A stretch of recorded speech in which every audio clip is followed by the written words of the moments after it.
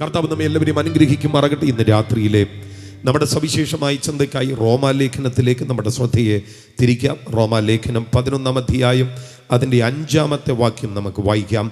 റോമാലേഖനം 11-ാം അധ്യായം അതിൻ്റെ 5-ാമത്തെ വാക്യം. അങ്ങനെ ഈ കാലത്തിലും കൃപയാലുള്ള തിരഞ്ഞെടുപ്പിൻ പ്രകാരം ഒരു ശേഷിപ്പുണ്ട്. നിങ്ങളെല്ലാവരും ആ വാക്യം കണ്ടെങ്കിൽ എല്ലാവരും കൂടെ ചേർന്ന് ശബ്ദമുയർത്തി ഉച്ചത്തിലൊന്ന് വായിച്ചാട്ടെ. അങ്ങനെ ഈ കാലത്തിലും കൃപയാലുള്ള തിരഞ്ഞെടുപ്പിൻ പ്രകാരം ഒരു ശേഷിപ്പ് ഉണ്ട്. വേദപുസ്തകത്തിൻ്റെ ഹൃദയം എന്ന് നവീകരണകർത്താവായ മാർട്ടിൻ ലൂതർ സംബോധന ചെയ്ത അനുഗ്രഹീതമായ ഒരു പുസ്തകമാണ് റോമാലേഖനം. പുതിയ നിയമത്തിൽ ലേഖനങ്ങളുടെ ക്രമത്തിൽ ഒന്നാമതായി നമ്മൾ കാണുന്ന അനുഗ്രഹീതമായ ലേഖനം പൗലോസിൻ്റെ ഈടുറ്റ തികവുറ്റ കിടയറ്റ ലേഖനങ്ങളിൽ വേദപുസ്തക ക്രമത്തിലുള്ള ഒന്നാമത്തെ ലേഖനം. പൗലോസിൻ്റെ 14 ലേഖനങ്ങളെ ദൈവശാസ്ത്ര വീക്ഷണത്തിൽ നിന്ന് വിലയിരുത്തിയാൽ 4 ശാഖകളായി നമുക്ക് തരംതിരിച്ചു പഠിക്കാം. അതിലൊന്നാമത്തെ ശാഖ രക്ഷാതത്വശാസ്ത്ര ലേഖനങ്ങളാണ്, അഥവാ സോറ്റീരിയോളജിക്കൽ എപ്പിസ്റ്റൽസ് എന്നവയെ വിളിക്കുവാൻ കഴിയും.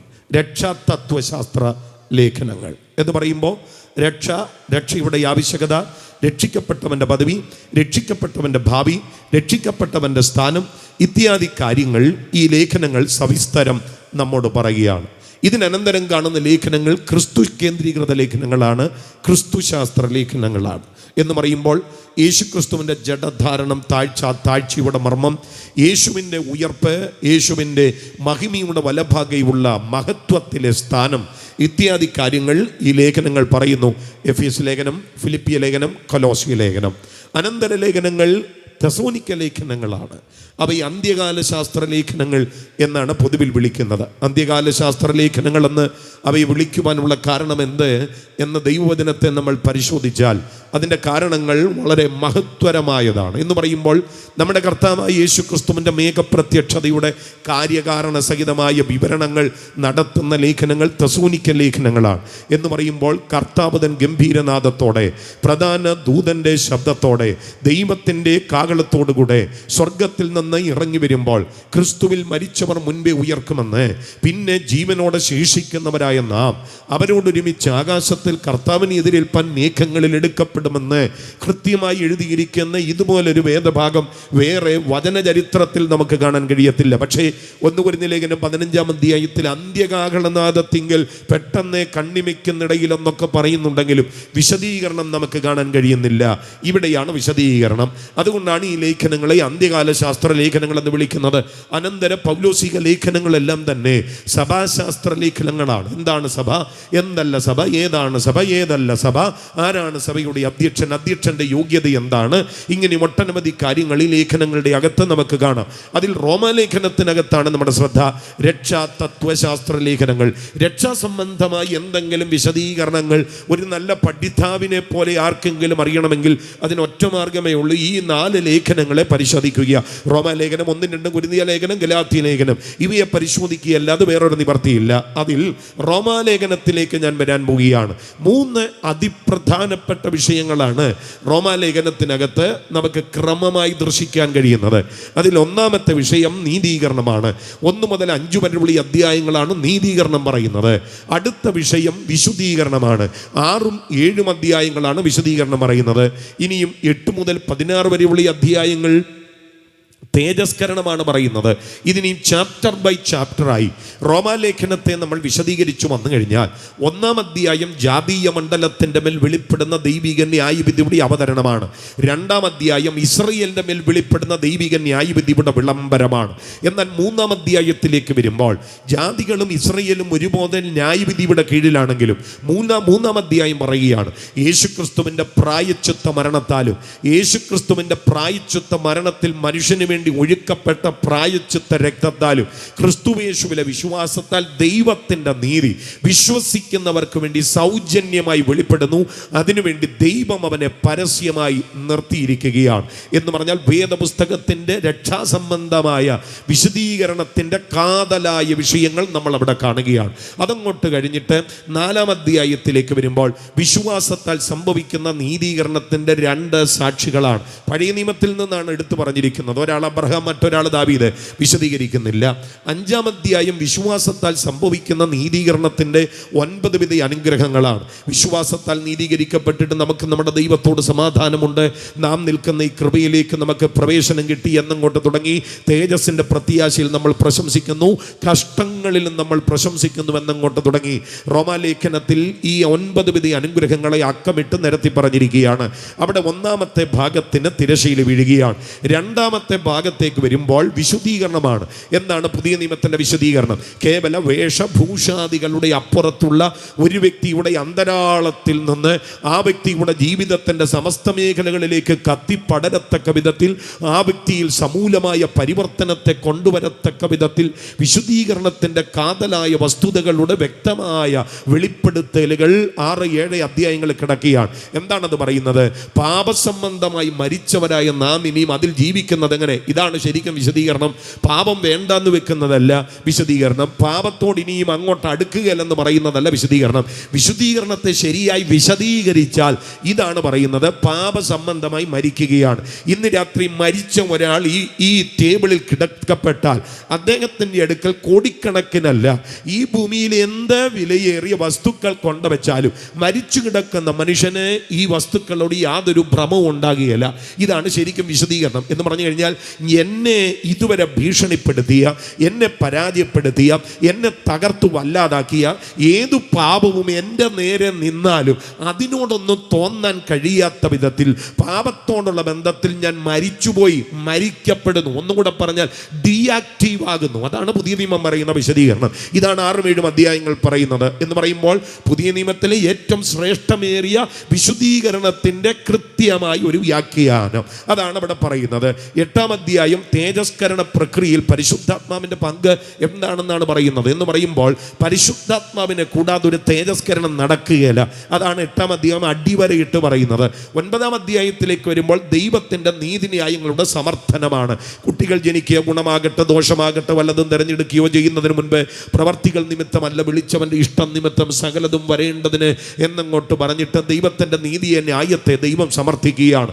10-ാം അധ്യായത്തിൽ കർത്താവ് രക്ഷണ്യവേല നിവർത്തിച്ചെന്നും അതിനുവേണ്ടി ജപവും തപവും യാഗവും യോഗവും അർപ്പണവും തർപ്പണവും ഒന്നും നമ്മൾ നടത്തണ്ടെന്നും കർത്താവ് അതെല്ലാം ചെയ്തു കഴിഞ്ഞെന്നും ഇനിയും അതിനെ നമ്മൾ അംഗീകരിച്ച് അതിനെ നമ്മൾ വിശ്വസിച്ച് നമ്മുടെ ഉത്തരവാദിത്തം ഭംഗിയാക്കിയാൽ കാൽവറി ക്രൂശിൽ നിവർത്തീകരിക്കപ്പെട്ട ആ രക്ഷ നമ്മളിലേക്ക് വെളിപ്പെടുമെന്നാണ് 10-ാം അധ്യായം പറയുന്നത്. വിശ്വസിക്കണം, നീതിക്കായി വിശ്വസിക്കണം, വായി കൊണ്ട് അത് ഏറ്റുപറയണം. അതാണ് 10-ാം അധ്യായം പറയുന്നത്. എന്നാൽ 11-ാം അധ്യായം, അവിടെയാണ് നമ്മുടെ ചിന്ത കിടക്കുന്നത്.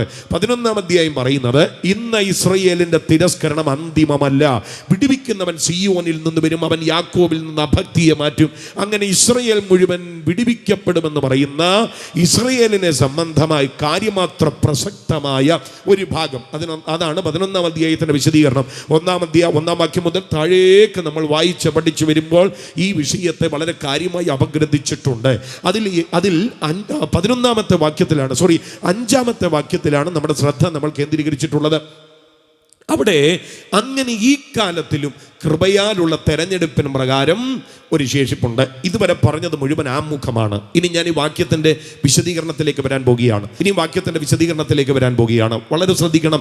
നല്ല പഠിതാവിനെ പോലെ ഈ രാത്രി വചനത്തെ ശ്രദ്ധിക്കണം. ഓക്കെ, ഞാനതിലേക്ക് വരികയാണ്. അങ്ങനെ ഈ കാലത്തിലും കൃപയാലുള്ള തെരഞ്ഞെടുപ്പിൻ പ്രകാരം ഒരു ശേഷിപ്പുണ്ട് എന്നാണ് ഇവിടെ പറയുന്നത്. അപ്പം ശേഷിപ്പാണ് നമ്മുടെ വിഷയം. അത് പറയണമെങ്കിൽ ആ വാക്യത്തെ ശരിക്കും ഒന്ന് വിശദീകരിക്കണം. എന്താ അവിടെ എഴുതിയിരിക്കുന്നത്? അങ്ങനെ ഈ കാലത്തിലും ഒരു ശേഷിപ്പുണ്ട്. ഏതെ? ഈ കാലത്തിലും ഒരു ശേഷിപ്പുണ്ട്. ഈ കാലത്തിലും ഒരു ശേഷിപ്പുണ്ടെങ്കിൽ എല്ലാ കാലത്തിലും ശേഷിപ്പുണ്ട്. ഇന്നലെ രാത്രി യോഗമുള്ളത് കൊണ്ടാണ് ഇന്ന് രാത്രിയിലും ഒരു യോഗം നടക്കുന്നത്. ഇന്ന് രാത്രി യോഗമുള്ളത് കൊണ്ടാണ് നാളെയും ഒരു യോഗം നടക്കുന്നത്. ഇതുപോലെ ഈ കാലത്തിലും ഒരു ശേഷിപ്പുണ്ടെങ്കിൽ എല്ലാ കാലത്തിലും ഇതുപോലുള്ള ശേഷിപ്പുകൾ ഉണ്ടായിരുന്നു. ഈ കാലത്തിലുമുണ്ട് അതുപോലൊരു ശേഷിപ്പ്. അപ്പൊ ഏതൊക്കെയാണ് ഈ കാലങ്ങൾ എന്ന് പറഞ്ഞാൽ? കാലങ്ങളെ നമുക്ക് എങ്ങനെ വിശദീകരിക്കുവാൻ കഴിയും? ഞാൻ ദൈവവചനത്തെ പഠിച്ചപ്പോൾ 7 കാലങ്ങളെയാണ് ഞാൻ കണ്ടത്. അതിനെ 7 യുഗങ്ങൾ എന്ന് വിളിക്കുവാൻ കഴിയും. 7 കാലങ്ങൾ അല്ലെങ്കിൽ 7 യുഗങ്ങൾ. അപ്പൊ ദൈവം കാലത്തിലാണോ ജീവിക്കുന്നത്? അല്ല, ദൈവം കാലാതീതനാണ്. ദൈവം കാലാതീതനാണ്. അതുകൊണ്ടാണ് നമ്മൾ ദൈവത്തെ നിത്യനെന്ന് വിളിക്കുന്നത്. ദൈവത്തെ നിത്യനെന്ന് വിളിക്കാനുള്ള കാരണം മരണമില്ലാത്തവനായതുകൊണ്ടല്ല. അങ്ങനെ നമ്മൾ പാടുമായിരുന്നല്ലോ പണ്ട്, മരണമില്ലാത്തവനേ നീ പരിശുദ്ധനാകുന്നു. അപ്പം ദൈവം മരണമില്ലാത്തവനായതുകൊണ്ടാണോ ദൈവത്തെ നിത്യനെന്ന് വിളിക്കുന്നത്? അല്ല, ദൈവം മരണമില്ലാത്തവനാണ്. പക്ഷെ ദൈവത്തെ നിത്യനെന്ന് വിളിക്കുന്നത് ഈ കാരണം കൊണ്ട് മാത്രമല്ല. നമ്മുടെ ദൈവത്തിൻ്റെ സംജ്ഞകളെ നിങ്ങളൊന്ന് പരിശോധിച്ച് നോക്കിക്കേ. ദൈവം സർവശക്തനാണ്, ദൈവം സർവജ്ഞാനിയാണ്, ദൈവം സർവസമീപസ്ഥനാണ്, ദൈവം മാറ്റമില്ലാത്തവനാണ്, ഇമ്മ്യൂട്ടബിൾ ആണ്, ദൈവം നിത്യനാണ്. ദൈവം നിത്യനാണ്. ആ നിത്യൻ എന്ന് പറയുമ്പോൾ അതിൻ്റെ അർത്ഥം എന്താണെന്നറിയാമോ? സ്ഥല കാല സമയ പരിധികൾക്ക് അതീതൻ എന്നാണ് അതിൻ്റെ അർത്ഥം. ഒന്നുകൂടെ പറയാം. സ്ഥല കാല സമയ പരിധികൾക്ക് അതീതൻ. സ്ഥലത്തിൻ്റെ പരിമിതി നമുക്ക് നന്നായിട്ടുണ്ട്. പക്ഷേ നമ്മുടെ ദൈവത്തിന് സ്ഥലത്തിൻ്റെ പരിമിതിയില്ല, നമ്മുടെ ദൈവത്തിന് കാലത്തിൻ്റെ പരിമിതിയില്ല, നമ്മുടെ ദൈവത്തിന് സമയത്തിൻ്റെ പരിധികളില്ല. എന്ന് പറഞ്ഞാൽ എല്ലാ അതിരുകളും എല്ലാ സീമകളും ഒരുപോലെ നിറഞ്ഞു നിൽക്കുന്നവനെയാണ് ഇന്ന് രാത്രി നമ്മൾ ദൈവമെന്ന് വിളിക്കുന്നത്. നമ്മൾ പാടുന്ന ഒരു പഴയ പാട്ടുണ്ടല്ലോ, ചത്തമർത്തി ആത്മാക്കൾ ദൈവം എന്നു നിരൂപിക്കേണ്ട ആരും 10-100 ദൈവങ്ങൾ, സത്യ ദൈവം ഒന്നേയുള്ളൂ, ഏക സത്യ ദൈവമേ ഉള്ളൂ. ചത്തുപോയ ഒരു മർത്തിയാത്മാവിനെ അല്ല നമ്മൾ ദൈവമെന്ന് വിളിക്കുന്നത്. നമ്മൾ ദൈവമെന്ന് വിളിക്കുന്നുണ്ടെങ്കിൽ ദൈവമെന്ന് വിളിക്കപ്പെടുവാൻ നമ്മുടെ ദൈവം യോഗ്യനാണ്. മനസ്സിലാകുന്നവർക്കായി സ്തോത്രം. അപ്പോൾ ദൈവം സർവശക്തൻ, സർവജ്ഞാനി, നിത്യൻ, മാറ്റമില്ലാത്തവൻ, ഇമ്മ്യൂട്ടബിൾ ആണ് നമ്മുടെ ദൈവം. അതിൽ നിത്യൻ എന്ന് പറയുമ്പോൾ സ്ഥലകാല സമയപരിധികൾക്ക് അതീതനാണ്. എനിക്കും നിങ്ങൾക്കും ഭൂതകാലമുണ്ട്, എനിക്കും നിങ്ങൾക്കും വർത്തമാനകാലമുണ്ട്, എനിക്കും നിങ്ങൾക്കും ഭാവി കാലമുണ്ട്. പക്ഷേ ഇന്ന് രാത്രി ഗൗരവത്തോടെ ശ്രദ്ധിച്ചോണം. നാം ആരാധിക്കുന്ന ദൈവത്തിന് ഭൂതകാലമില്ല, നാം ആരാധിക്കുന്ന ദൈവത്തിന് ഭാവി കാലവുമില്ല. പിന്നെ നമ്മുടെ ദൈവം ആരാ? നമ്മുടെ ദൈവം സ്ഥിരം വർത്തമാനത്തിലാണ് ജീവിക്കുന്നത്. ചിലർക്ക് മനസ്സിലേക്ക് കാണത്തില്ല. ദൈവം സ്ഥിരം വർത്തമാനത്തിലാണ് ജീവിക്കുന്നത്.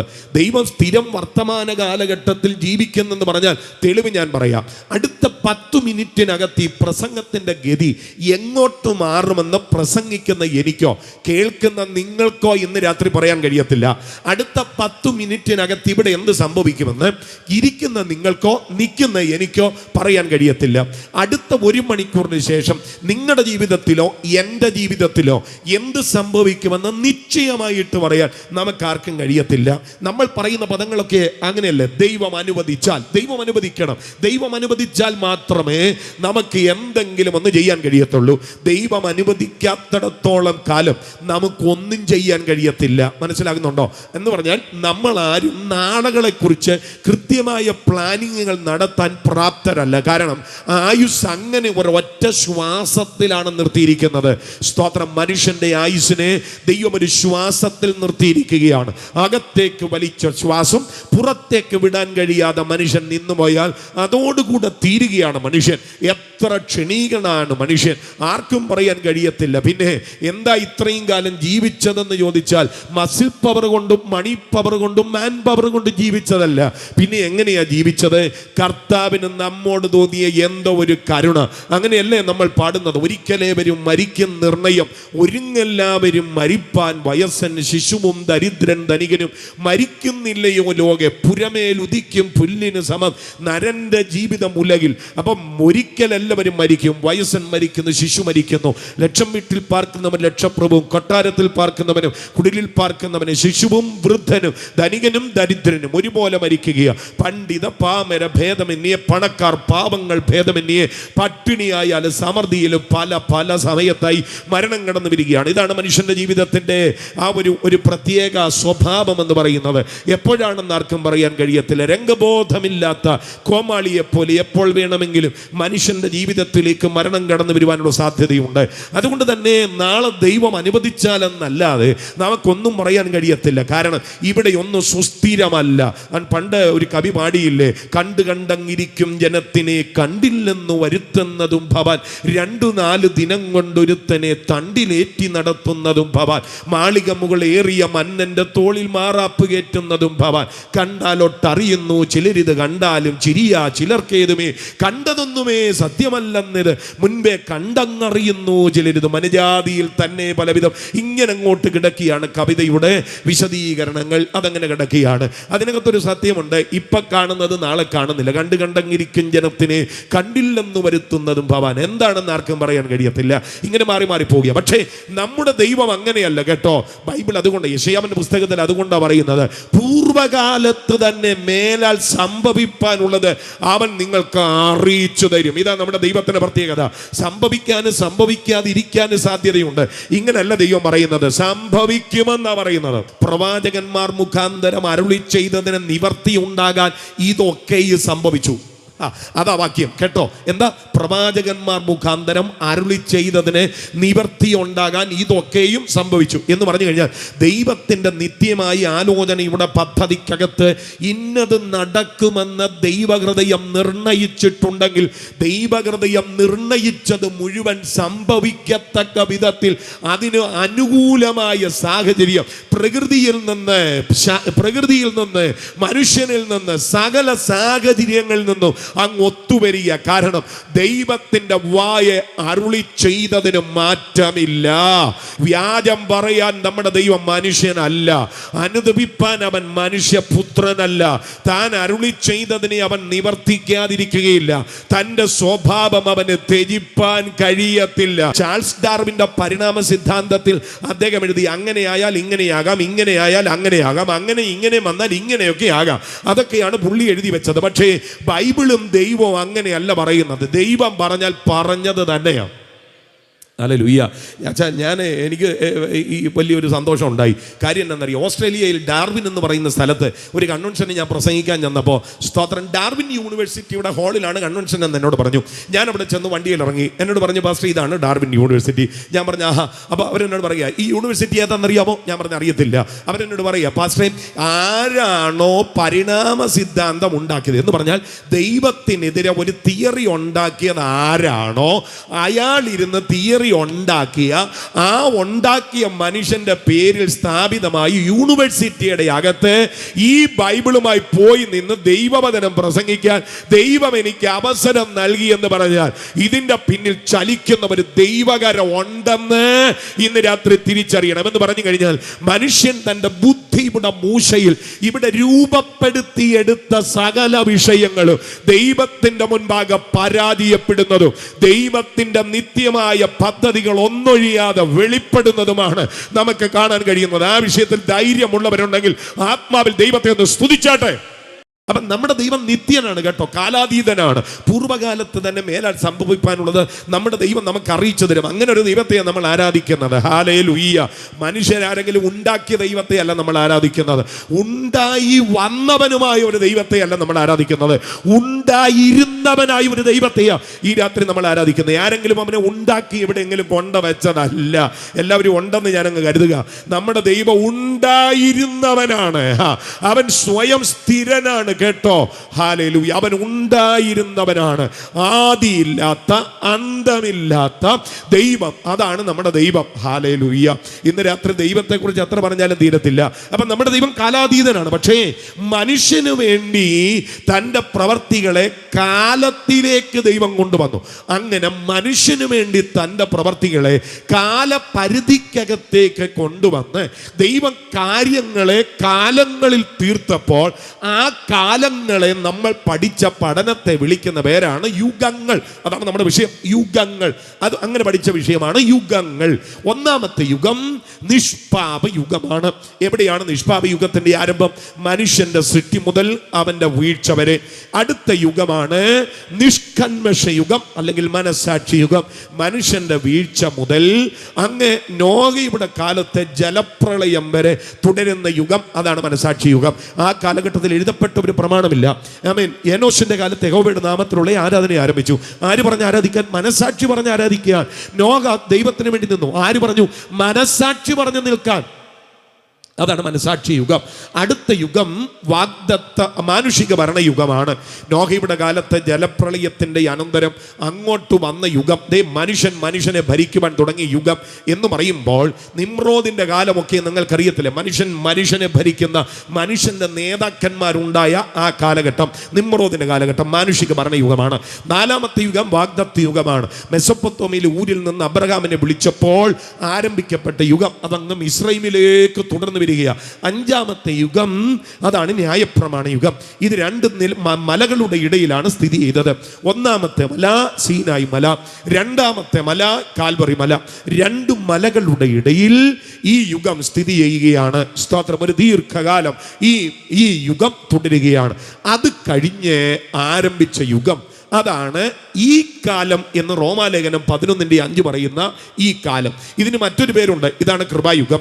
ഇതിന് വേറൊരു പേരുണ്ട്, അതാണ് സഭായുഗം. ഇതിന് വേറൊരു പേരുണ്ട്, പരിശുദ്ധാത്മയുഗം. അപ്പൊ കൃപായുഗമെന്നും സഭായുഗമെന്നും പരിശുദ്ധാത്മയുഗമെന്നും പേരുള്ള ഈ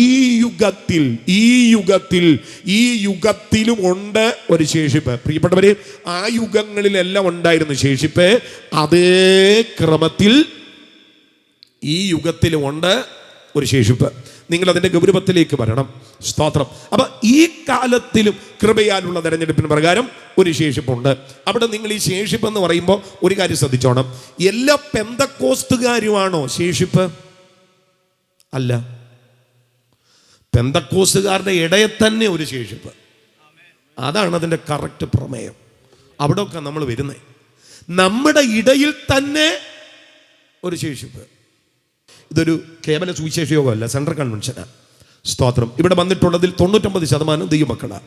അതുകൊണ്ട് ഞാൻ ഒരു കാര്യം പറയാം. സഭയും സംഘടനയുമുണ്ട്. ഇത് IPCയുടെ സെൻട്രൽ കൺവെൻഷനാണ്. സ്തോത്രം. ഏതാണ് സഭ? ഇത് IPCയുടെ വേദി. ഞാൻ ചർച്ച് ഓഫ് ഗോഡിലെ പാസ്റ്റർ. ഷാരോനിലെ പാസ്റ്റർമാർ ഇവിടെ ഉണ്ട്. AGയിലെ പാസ്റ്റർമാരും കാണും. പിന്നെ ദ പെന്തക്കോസ് ഉണ്ട്, ദി പെന്തക്കോസ് ഉണ്ട്, പിന്നെ ബ്രദറിനുണ്ട്. ഇതിലേതാ സഭ? ഞാനൊരു 5-6 സഭയുടെ പേരെ പറഞ്ഞിട്ടുള്ളൂ. ബാക്കി ഇങ്ങനെ നാക്കിലൊന്നും കൊള്ളാത്തതാ. നെല്ലിക്ക ചാക്കിൻ്റെ കുത്തഴിച്ചു വിട്ടതുപോലെ കിടക്കുക. The Pentecost, the Pentecost, free Pentecost, എന്തെല്ലാം പേരുകളാണ് ഇങ്ങനെ കിടക്കുന്നത്. സ്തോത്രം. അപ്പം ഞാൻ പറഞ്ഞത് ഒത്തിരി സഭകളുണ്ട്, ഒത്തിരി പേരുകളുണ്ട്. ഇതിലേതാ സഭ? ഞാൻ നിങ്ങളോട് പറയും, ഇതൊന്നും സഭയല്ല. പിന്നെ ഇതെന്താ? ഇത് കമ്മ്യൂണിറ്റിയാണ്. IPC എന്ന കമ്മ്യൂണിറ്റി, ചർച്ച് ഓഫ് ഗോഡ് എന്ന കമ്മ്യൂണിറ്റി, AG എന്ന കമ്മ്യൂണിറ്റി, ഷാരോൻ എന്ന കമ്മ്യൂണിറ്റി, ഇതെല്ലാം കമ്മ്യൂണിറ്റികളാണ്. അപ്പൊ ഏതാ സഭ? സഭ പലതില്ല പ്രിയരെ, സഭ ഒന്നേ ഉള്ളൂ. അതാ വിഷയം. വിശ്വാസ പ്രമാണമുണ്ട്. വിശ്വാസ പ്രമാണം രക്ഷിക്കപ്പെടണം, സ്നാനപ്പെടണം, അതല്ല. പിതാക്കന്മാര് 1, 2, 3 നൂറ്റാണ്ടിൽ കൂടിയിരുന്നിട്ട് അവര് ദൈവവചനത്തിന്റെ ഉപദേശങ്ങളെല്ലാം കൂടെ ക്രോഡീകരിച്ചിട്ട് അതിനെ ഒരു വിശ്വാസ പ്രമാണമാക്കി. പിതാവ്, പുത്രൻ, പരിശുദ്ധാത്മാവ്, ദൂതന്മാർ, ഇങ്ങനെ അങ്ങോട്ട് തുടങ്ങി സഭ, രക്ഷ, ഈ വിഷയങ്ങളെല്ലാം ക്രോഡീകരിച്ചിട്ട് ഒരു പ്രമാണമുണ്ടാക്കി, വിശ്വാസ പ്രമാണം. ഈ വിശ്വാസ പ്രമാണത്തിൽ സഭയെ പറ്റി പറയുന്ന ഒരു ഭാഗം, ഏകവും ശ്ലൈഹികവും കാതോലികവുമായ സത്യസഭയിൽ ഞങ്ങൾ വിശ്വസിക്കുന്നു. അപ്പൊ സഭ ഏത്? ഏകം. സഭ ഏത്? ശ്ലൈഹികം. സഭ ഏത്? കാതോലികം. ആ സത്യസഭയിൽ ഞങ്ങൾ വിശ്വസിക്കുന്നു. തെറ്റിദ്ധരിക്കരുത്. കാതോലികം എന്ന് പറഞ്ഞപ്പോൾ കത്തോലിക്ക എന്നല്ല പറഞ്ഞത്. കാതോലികം എന്ന വാക്കിന്റെ അർത്ഥം സാർവത്രികം. അപ്പൊ സഭ ഏകമാണ്, സഭ ശ്ലൈഹികമാണ്, സഭ സാർവത്രികമാണ്. ഈ സഭയ്ക്ക് പ്രസിഡന്റ് ഇല്ല, ഈ സഭയ്ക്ക് കൗൺസിൽ ഇല്ല, ഈ സഭയ്ക്ക് കമ്മിറ്റി ഇല്ല, ഈ സഭയ്ക്ക് ട്രഷറർ ഇല്ല. ഈ സഭയ്ക്ക് ഒറ്റ നേതാവേ ഉള്ളൂ, ഈ സഭയുടെ തലയായ ക്രിസ്തു. ഹല്ലേലൂയ. അപ്പൊ സഭയെന്ന് പറഞ്ഞാൽ നമ്മളെല്ലാം കൂടെ ചേരുന്നതാണ് ഒറ്റ സഭ. മനസ്സിലാക്കുന്നുണ്ടോ? അത് ഈ പ്രസ്ഥാനവും സംഘടനയും സഭയും തമ്മിലുള്ള വ്യത്യാസം ഞാൻ പറയാം. സംഘടനയിലോട്ട് ആളിനെ ചേർക്കുന്നതും ഈ സഭയിലോട്ട് ആളിനെ ചേർക്കുന്ന തമ്മിൽ വ്യത്യാസമുണ്ട്. ഉദാഹരണമാണ്, എന്തായാലും പിന്നെ അച്ഛൻ്റെ ചർച്ചിൽ നിന്ന് എൻ്റെ സഭയിലോട്ട് ഒരാൾ വരത്തില്ല, അതിന് സാധ്യതയില്ല. സ്തോത്രം. അതുകൊണ്ട് ഉദാഹരണം പറയാം. അച്ഛൻ്റെ ചർച്ചിൽ നിന്ന് എൻ്റെ ചർച്ചിലോട്ട് ഒരു കുടുംബം വരിക, സംഘടനയിലോട്ട് ആളിനെ ചേർക്കുന്ന കാര്യം പറയാം. ഞാൻ അച്ഛനെ വിളിച്ച് ചോദിച്ചു, അച്ഛായോ ഇങ്ങനെ ഒരു കുടുംബം എൻ്റെ സഭയിലോട്ട് വരാൻ ഇങ്ങനെ ഒരു താല്പര്യം പറയുന്നു, അച്ഛൻ എന്തോ പറയുന്നു. അപ്പോൾ അച്ഛൻ എന്നോട് പറയാം, ചെറിയ ചില പ്രശ്നങ്ങളുണ്ട്, പാസ്റ്റർ അവിടെ വരുന്നെങ്കിൽ പാസ്റ്റർ എടുത്തോ, കുഴപ്പമൊന്നുമില്ല. ഞാൻ പറഞ്ഞു, അച്ഛൻ ഓക്കെ ആണോ? ആ ഓക്കെ, പാസ്റ്റർ എടുത്തു. ഓക്കെ, ഇത് ഞങ്ങൾ തമ്മിലുള്ള ബന്ധം. അത് കഴിയുമ്പോൾ ഒരു സഭയുടെ പ്രസിഡന്റ് എന്നുള്ള നിലയിൽ ഞാൻ ഇതുമായിട്ട് കമ്മിറ്റിയെ വിളിച്ചിട്ട് ഈ വിവരം കമ്മിറ്റിയിൽ അവതരിപ്പിക്കും. കമ്മിറ്റി ഇത് പാസ്സാക്കിയിട്ട് അത് മിനിറ്റ്സ് ഉണ്ടാക്കും. ആ മിനിറ്റ്സുമായിട്ട് ഇത് ജനറൽ ബോഡി വരും. ഈ മിനിറ്റ്സ് ഞാൻ ജനറൽ ബോഡിയിൽ വായിക്കും. ജനറൽ ബോഡി പാസ്സാക്കി കഴിയുമ്പോൾ ഞാൻ പറയും, ജോർജ് കുട്ടിച്ചാനും കുടുംബവും എഴുന്നേറ്റ് നിന്നു. എന്നിട്ട് ഞാൻ പറയുകയാണ്, ഈ കുടുംബം ഇന്നു മുതൽ നമ്മുടെ സഭയുടെ അംഗമെന്നുള്ള നിലയിൽ നമ്മോടൊപ്പം ആരാധിക്കും എന്ന് പറഞ്ഞിട്ട് അവർക്കൊരു സ്നേഹചുംബനമൊക്കെ കൊടുത്ത് അവരെ ഒന്ന് അനുഗ്രഹിച്ച് പ്രാർത്ഥിച്ച് സഭയിലോട്ട് സ്വീകരിക്കുക. ഇങ്ങനെയാണ് സംഘടനയിൽ ആളെ ചേർക്കുന്നത്. പക്ഷെ സഭയിൽ ആളെ ചേർക്കുന്നത് ഇങ്ങനെയല്ല. ബൈബിൾ പറയുന്നു, അവൻ രക്ഷിക്കപ്പെടുന്നവരെ ദിനം പ്രതി സഭയോട് ചേർത്തുകൊണ്ടിരുന്നു. അപ്പൊ സഭയോട് ആളിനെ ചേർക്കുന്നത് ആരാ? പ്രസിഡന്റ് ആണോ? പിന്നെ കമ്മിറ്റി ആണോ? ജനറൽ ബോഡി അല്ല. കർത്താവാണ് സഭയോട് ആളിനെ ചേർക്കുന്നത്. സംഘടനയോട് ആളിനെ ചേർക്കുന്നത് ഞങ്ങളൊക്കെ ആണേലും സഭയിൽ ആളിനെ ചേർക്കുന്നത് കർത്താവാണ്. അപ്പോൾ ഇത് തമ്മിൽ ചെറിയ വ്യത്യാസം ഉണ്ടെന്ന് തിരിച്ചറിഞ്ഞോണം. ഇനി വേറൊരു കാര്യം ഞാൻ പറയാം. സഭയിലുള്ള എല്ലാവരും സംഘടനയിലുണ്ടെങ്കിലും സംഘടനയിലുള്ള പലരും സഭയിലില്ല. അതാ വിഷയം. ഇത് തിരുമുന്നവനും കട്ടം പീടി അടിക്കുന്നവനും ഇടയ്ക്കിടയ്ക്ക് വാട്ടീസ് പിടിപ്പിക്കുന്നവനും ഒന്നും എവിടെ ഇല്ല. പക്ഷെ എവിടെ ഉണ്ട്? അതാ വിഷയം. മനസ്സിലാകുന്നുണ്ടോ? ഈ പുള്ളികളൊന്നും സഭയിലില്ല, പക്ഷേ സംഘടനയിലുണ്ട്. സ്തോത്രം. ഇവര് സംഘടനയിലുള്ളത് കൊണ്ട് ഇവർ മരിച്ചു കഴിഞ്ഞാലും ഞങ്ങൾ ചെന്ന് പാടും. അയ്യോ, 90 സങ്കീർത്തനമൊക്കെ നീട്ടിയൊരു ഒറ്റ വായനയാണ്. കർത്താവേ, നീ തലമുറയായി ഞങ്ങളുടെ സങ്കേതമാകുന്നു. പിന്നെ അവസാനം ആ പെട്ടിയൊക്കെ ഒന്ന് അടച്ച് തുണിയൊക്കെ പിടിച്ച് തലേ കൂടിയിട്ട് കുറ്റി അടച്ച് കയറൊക്കെ ഇട്ട് താഴോട്ടിറക്കുമ്പോൾ അവസാനത്തെ പാട്ടോടെ പാടും. പേർ വിളിക്കുന്ന നേരം അച്ഛാ പേര് കാണൂ. പിന്നെന്തിനാ പാടിയത്?